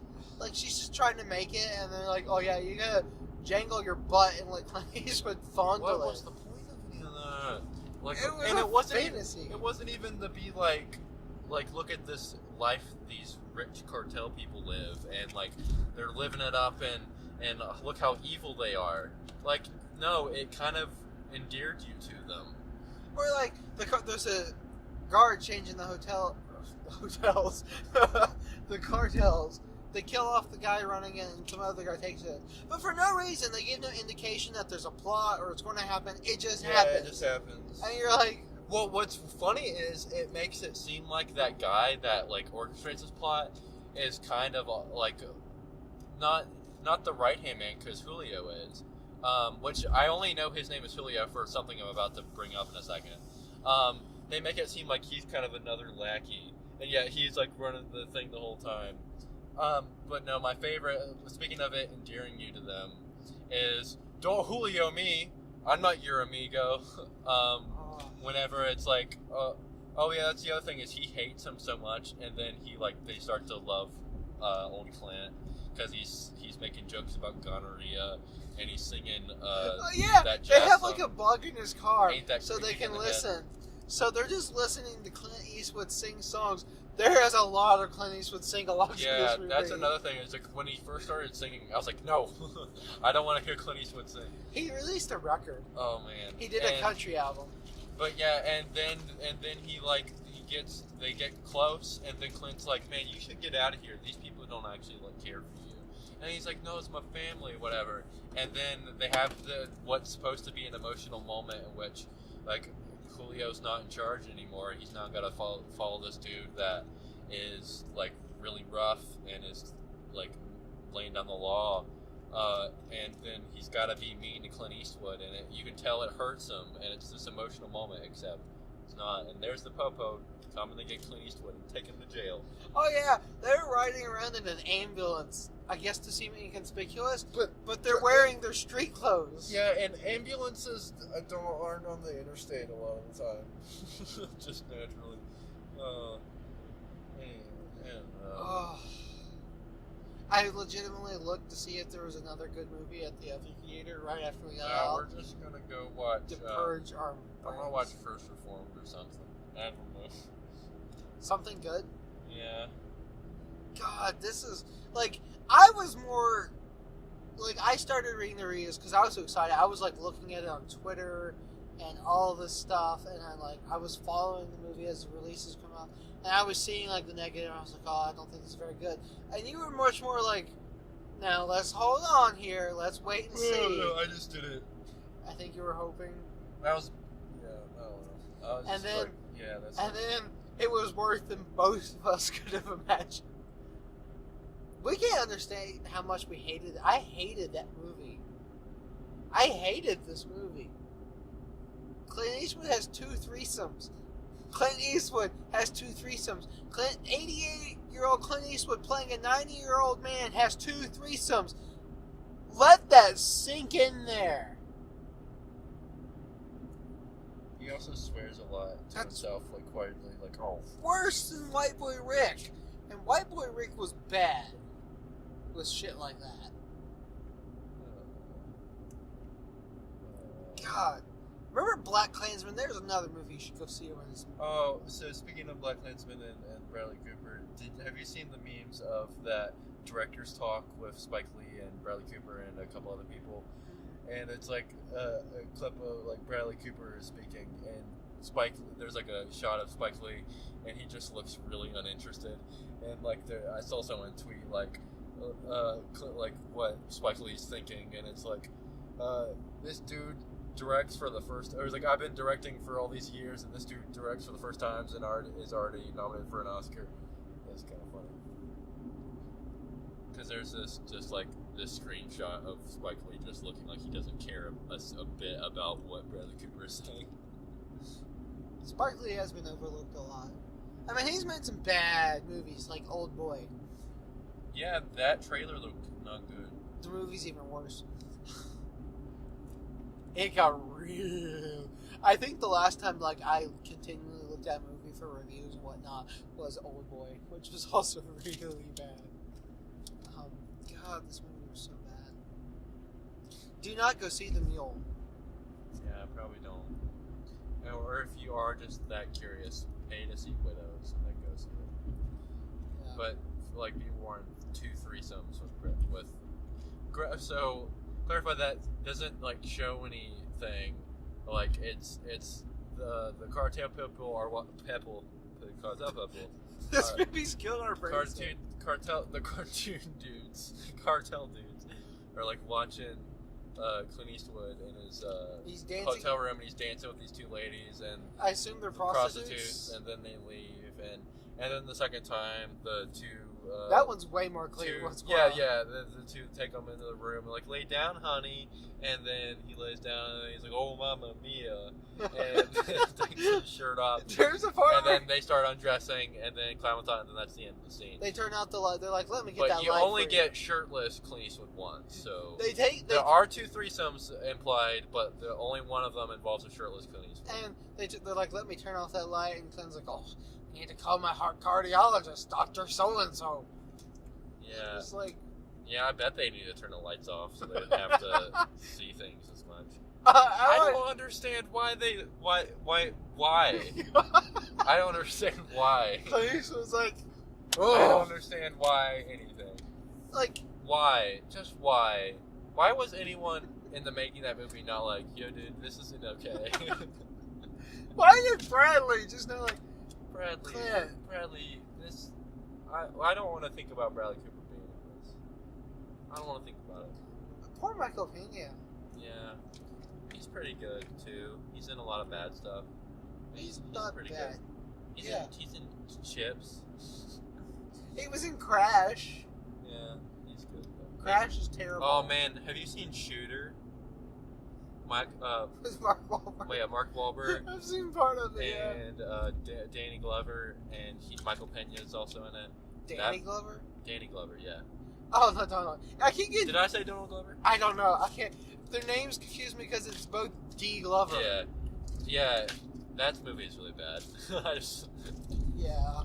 Yeah. Crash is really bad. Oh, and what's her face. Kate Mara's in it. Not related to Rooney Mara. Nope. Who was in The Girl with the Dragon Tattoo. Coincidentally, I would have rather watched The Girl with the Dragon Tattoo. We should have hijacked and played a different movie on the screen. We should have. I Should have played Shane. on my phone. Started watching something on my phone. I really am genuinely curious what the audience in that theater thought. Yeah, I feel like they probably liked it. The old people pointing their canes, and I think the reason they took the seats is because the ones they took were near the end, and the one girl was in crutches. Yeah. She was in crutches, and they made her get up and move, pointing at her with their canes. You know what's funny is like from the very first couple scenes, we audibly were saying ooh, this is bad. Yeah, the opening felt like the opening of a movie that came out in 1992. Ooh, this is bad. Like the way the credits were and the shots of the flowers, it felt like something that came out in 1992. It felt like a movie that came out the time Unforgiven came out, except Unforgiven's good.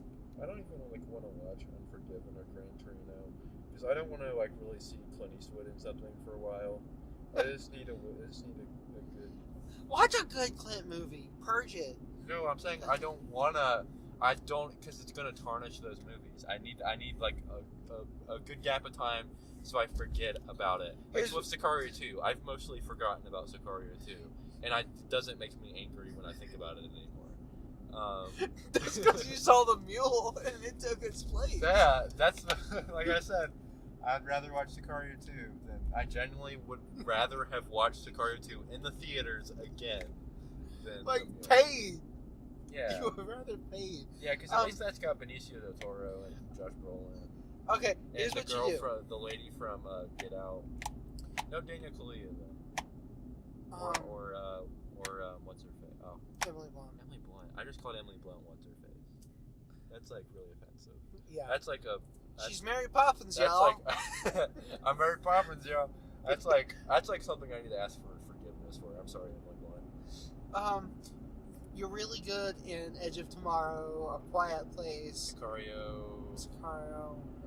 They say you're really good at Mary Poppins. I haven't seen it, so. Devil Wears Prada. People say you're really good at that. I've never seen that either. I don't know what else. Not the Wolfman. Yeah, I was literally about to say not the Wolfman. That was the first thing I ever saw her in, though. I remember her. She just stuck out to me in that movie, and I remembered her from that movie. I don't know what the first thing was. Which also has Benicio del Toro. Yeah. It's a really bad movie. I would rather watch The Wolfman than The Mule, because The Wolfman is like Venom. The Wolfman is it's not as entertaining as Venom, but it's like Venom that it's got some entertaining parts. It's at least kind of funny. My God, though. This movie. The Wolfman's at least got a good Wolfman costume. Makeup's really good. I haven't seen The Wolfman since it came out. I have it digital. I've deleted that movie 6 times from my digital, and it always comes back. So I just give up. Have you seen Little Red Riding Hood with Amanda Seyfried and Gary Oldman? No.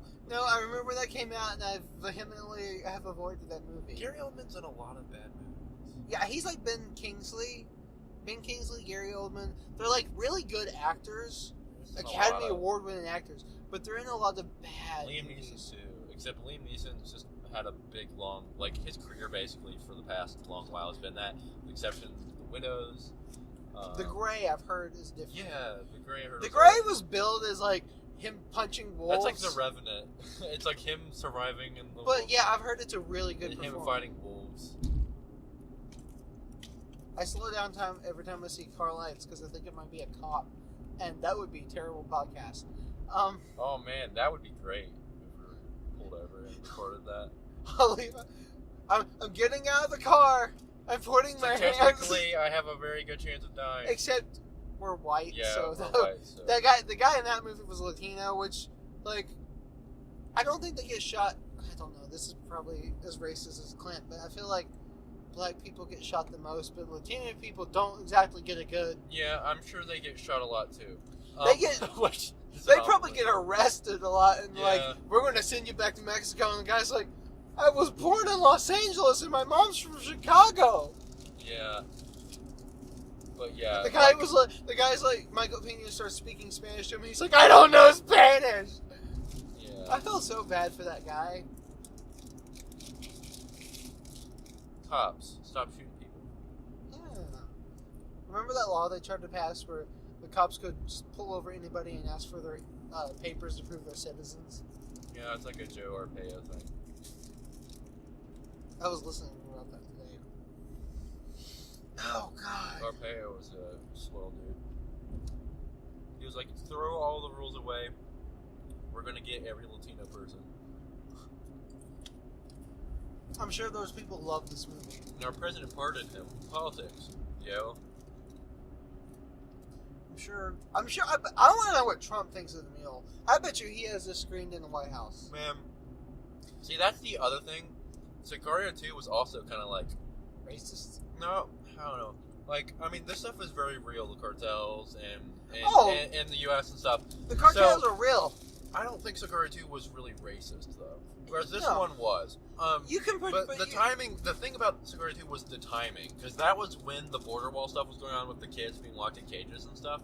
Like, the timing, I was like, wow. What's also amazing is that, like, newspapers, like, Chicago Tribune, or I forget which it was, like, praised the movie and gave it a 10 and said it was, like, thought-provoking for our times. Like, are you kidding? You know what would have been better, was kind of in that way, with the cartels, was the first Sicario. Yeah. You can do movies about the cartels and the gangs and not be racist, and you can do them tastefully. There's movies that have done it. But, like, this is like, the way the cartels are in this movie is, imagine you had a gang. They're all black, they got baggy shorts, they're all talking in jive, and they're playing rap, and they're like, yo, dog, you whack, and just like, oh, God. That's what, like, the Latino equivalent of, like, that's what this is like. Like, it's so poorly handled. Dude, even White Boy Rick handled that stuff better.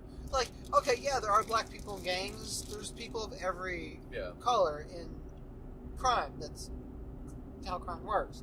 Like, the cartels are, Mexico is awful. Like, it is run by the cartels. It's terrifying. like South America in general. Yeah. But you can do something and not be racist because it's not because it's your skin color. It's because of the economic and political and systems of the area, and because we propped up certain people in there, and lots of things factor into that. Not because they're brown, which I'm sure what all the old people in the movie took away. You should watch the Anthony Bourdain Parts Unknown episode for Mexico. It's pretty good. But it's also like, even this dude who is running a restaurant is threatened by the cartel on a regular basis.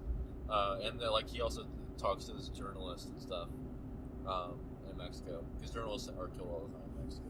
Yeah. Anyway, side note. Another good thing about the culture, it handles it well. Parts unknown.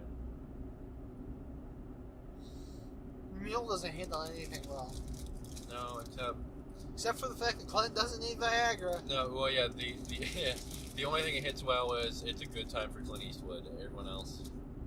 It's like a wish fulfillment movie for like a grumpy old man that likes to say casually racist thing and thinks he's so charming and all the ladies love him. This is his movie. If you have one of those men in your family, they're going to love this movie. The guys that like, okay, people like us that like, oh, Clint Eastwood's made some great films, Gran Torino, Unforgiven, High Plains Drifter, right? Things like that, quality cinema. There's like, I like Clint Eastwood and John Wayne. They were in westerns and they shot them people. Like, you know, those people, they're going to love this movie. The people that buy John Wayne Monopoly, they're going to love this movie. That's a real thing. There's a John Wayne Monopoly. It's not even like Western Monopoly, it's just John Wayne. Yeah, I saw it at Tractor Supply one year and I laughed hysterically. Because we went Black Friday shopping at Tractor Supply one year for whatever reason. God, this movie was...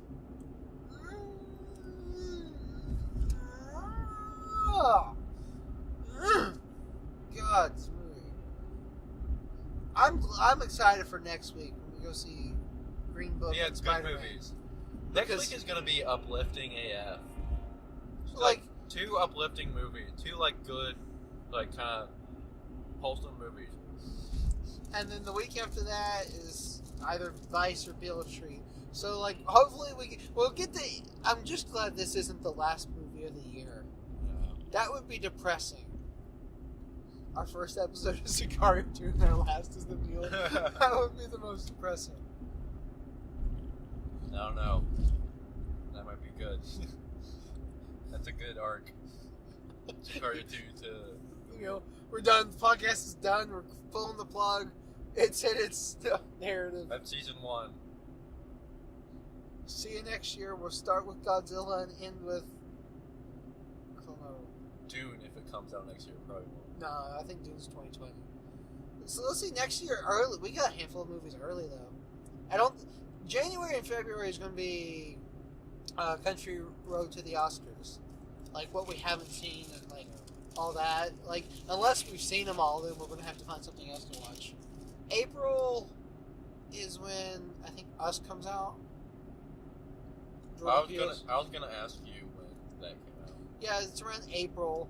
Godzilla's in May, so that's 2 sort of early movies. I think Once Upon a Time in Hollywood's earlier too. I think it's in the summer. January is going to be the worst period. So we're probably going to go rewatch a lot of movies we've already seen in January because it's so bad. Unless like something so bad it's funny comes out that we're just like we need to see that. January is going to be a dry spell. Because that's where they dump all the bad movies. That's where The Mule should have been dumped, is in January. It should have been part of Fuck You, It's January. Clint Eastwood has 2 threesomes in this movie. Yep. Clint Eastwood should have no threesomes. Like, threesomes in movies are usually gratuitous unless it's something like Shame or Nymphomaniac where it's kind of the point. Clint Eastwood, 88-year-old Clint Eastwood had 2 threesomes in this movie. Yep. What the actual fuck? What's amazing is that we've really talked about The Mule just this entire time. Like, just talked about The Mule this entire time. Whereas other movies, we didn't have much to say. This one, though. We couldn't find anything to say about The Old Man and the Gun. That's why we never released the episode. That was a good movie. That was a heartfelt, charming, uplifting movie. This was a pile of dog shit. The dog in that movie shit out, and that's where the movie came from. That's what happened to Dookie. God. I'd rather go watch Dumplin' than this. We'll go play Red Dead. Go watch Dumplin'. Whenever you start watching Clint Eastwood again, watch $1 Million Baby, High Plains Drifter, and then Gran Torino. To, like, build him back up in your mind. Like, those are 3 really good ones. And then, when you want to see him just as a director, add Mystic River.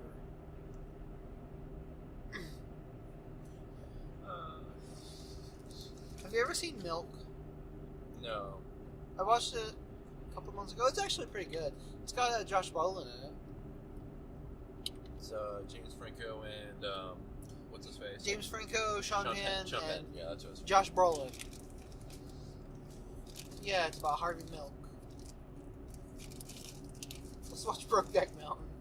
I'd rather watch that. Yeah, I would. I'd rather watch Call Me by Your Name again. Get that beach scene. Like, I actually kind of do want to see Brokeback Mountain because I've heard it's really good. And a lot of people say it should have gotten the Oscar in 05 over Crash. So, I'm down to watch it, but, like, God, I think I want to watch Unforgiven. No Country for Old Men. That's a good movie. That's a good movie. This movie could have been like that movie. We need to watch some good movies now, like Roma and Buster Scruggs and Other Side of the Wind. yeah. I want you to watch The Other Side of the Wind. I need somebody to talk about it with. And I need your reaction. I should probably watch Annihilation, yeah. Yeah. Go home and watch Annihilation to purge the mule out of your end. This is the night. It is destined. It's written in the stars. Watch Annihilation. We'll sync it up. We'll watch it at the same time. We'll watch it at 8:25. No, no. I need something good. Not tonight, probably. No, you should do it. Sorry. Just do it. No, I gotta do game stuff. No. I gotta rate stuff too. I need to see a good movie. I need to purge the secondary system. And you can watch Roma, and then you can report back if it's good.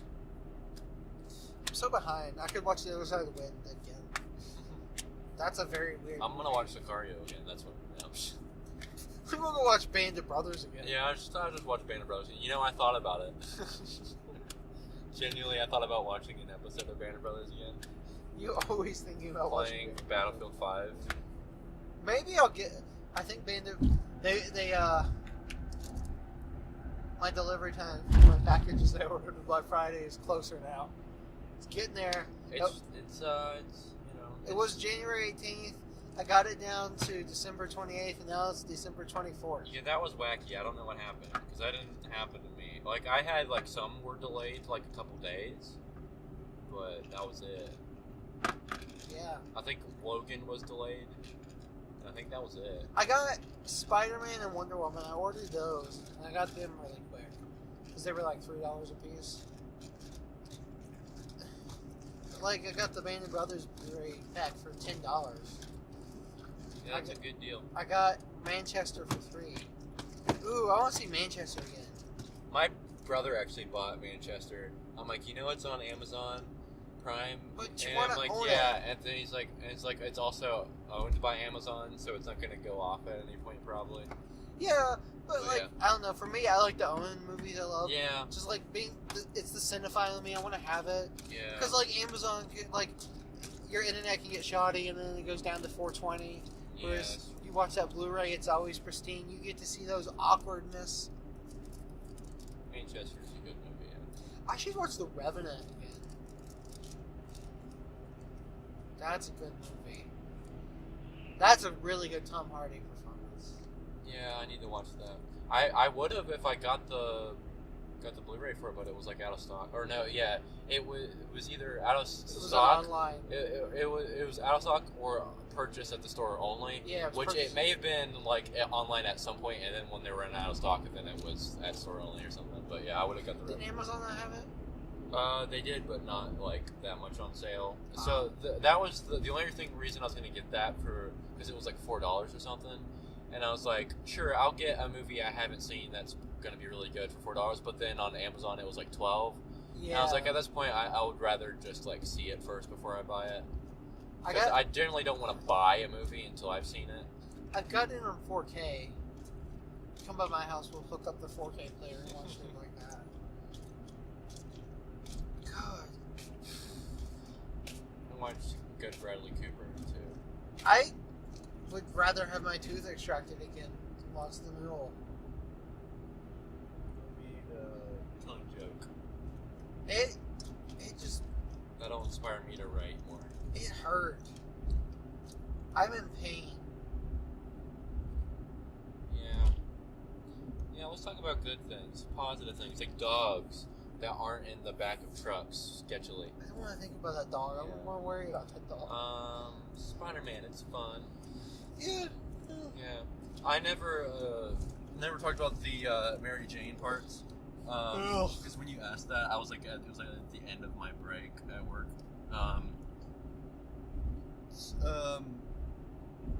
So yeah, the other thing about Spider-Man is it shakes things up with making you play as Mary Jane and do these kind of investigative things and then stealth. And I like the fact that there's like a thing that kind of shakes things up and like is a palate cleanser in between things. I like that there's inclusion of that. However, it's like so half thought out. Like there's just nothing to it that it's not fun at all. Like Yeah. like the part where you're playing as her in the hostage situation, and then like you're telling Spider-Man. and like it goes between the two. That one was kind of Yeah, I like that one was directly. kind of good. But then yeah, the rest of it is just like this could have been good if you like made it thought out. Another thing, the stealth sections as Spider-Man aren't very good because like you think of like it is a lot like the Predator sections in the Arkham games. Those are like some of the best parts of the Arkham games to me. Is that and how those fights escalate and like the more you take down, the more nervous they get, and they start like shooting things and like they break the gargoyles, and it's kind of like a puzzle and it's good. The stealth sections of Spider-Man aren't hard at all. You just web dudes. You just go over there, web a guy. Go over there, web a guy. There's not as much infamous. And then, but the more annoying thing is, then a lot of those stealth sections, it forces you in the combat. Like there isn't an option to like completely stealth it.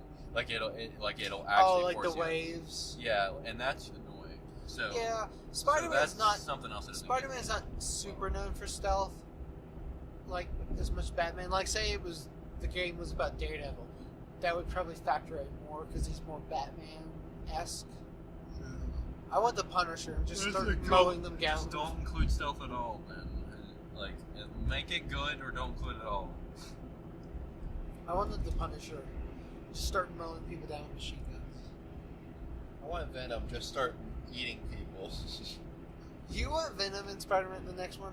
Or one of them? Maybe. You like Venom? I don't know how they're gonna include him though. That's the thing.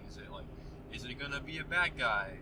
Is he gonna be like just an Easter egg? Like, you know, how you do it? How you gonna do it and how you gonna do it well? Venom needs to be the main bad guy. It needs to be Spider-Man and Spider-Man and Venom's just like, you're gonna be a turd in the wind. And like you see Eddie Brock and he's like, oh, you know, ain't nothing changed with the weather. Ain't nothing changed with the weather. I miss Venom. No, I can't wait for that to come out in physical copy. Country roads take us to the movies. Ain't nothing changed with the weather. That's our slogan now. Ain't nothing changed with the weather. The movie is Man, we need to get Venom on Blu-ray. Okay, here's my question: should I get it on Blu-ray or should I get it on 4K so I can see that terrible CGI in all its glory? No, don't do it. Don't get on 4K. Because that CGI is so bad.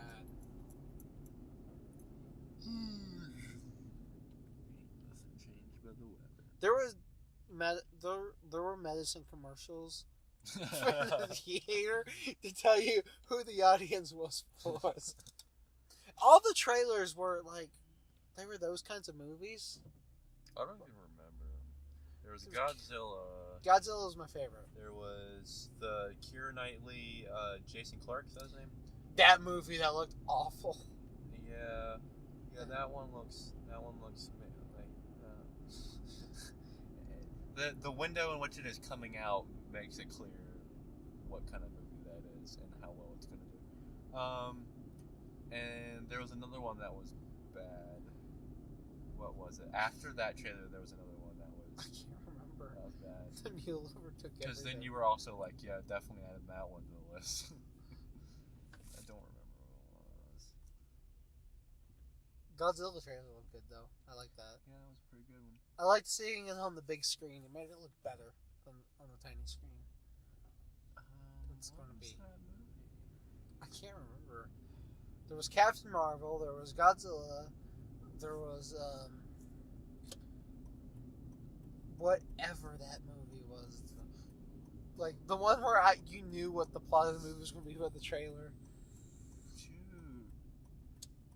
I can't even remember the name of that movie. It's the funny, the Keira Knightley one. Oh, I can't remember the name of it, but I remember like they were like, oh, scandalous. Starbucks. Dumb Starbucks. Dumb Star. Oh yeah, I need to send you there's a clip of on YouTube of the Dumb Starbucks thing. What is the other trailer they showed? There's a cop behind me. Ooh. As long as you don't got cocaine, we good. You do have a loot crate. Does it have cocaine in it? Oh. Huh? He turned his lights on behind me and then just went on by. Why? It's like, yeah, why would you pull over someone now? I'm scared. Nah, I'm scared. He was just turning his lights on. He's saving me for later. You know what the other loot crate means, right? Another unboxing. Oh yeah. I need to do another unboxing video. We need to do an unboxing video for every Loot Crate, and after like 2 years of them, make a super cut. That'll be... Yeah, the Loot Crate saga, or Loot Crate saga. I'm going to just start downloading every one and keep adding it together. Okay. Might as well. Production quality will get worse and worse. Should I do it with my phone this time? Yes. I did it with my webcam with my laptop last time. That was bad. Well, I guess we gotta score it. Arbitrary rating system, the Mule. I'm going to let you go first. It gets 0.33575775.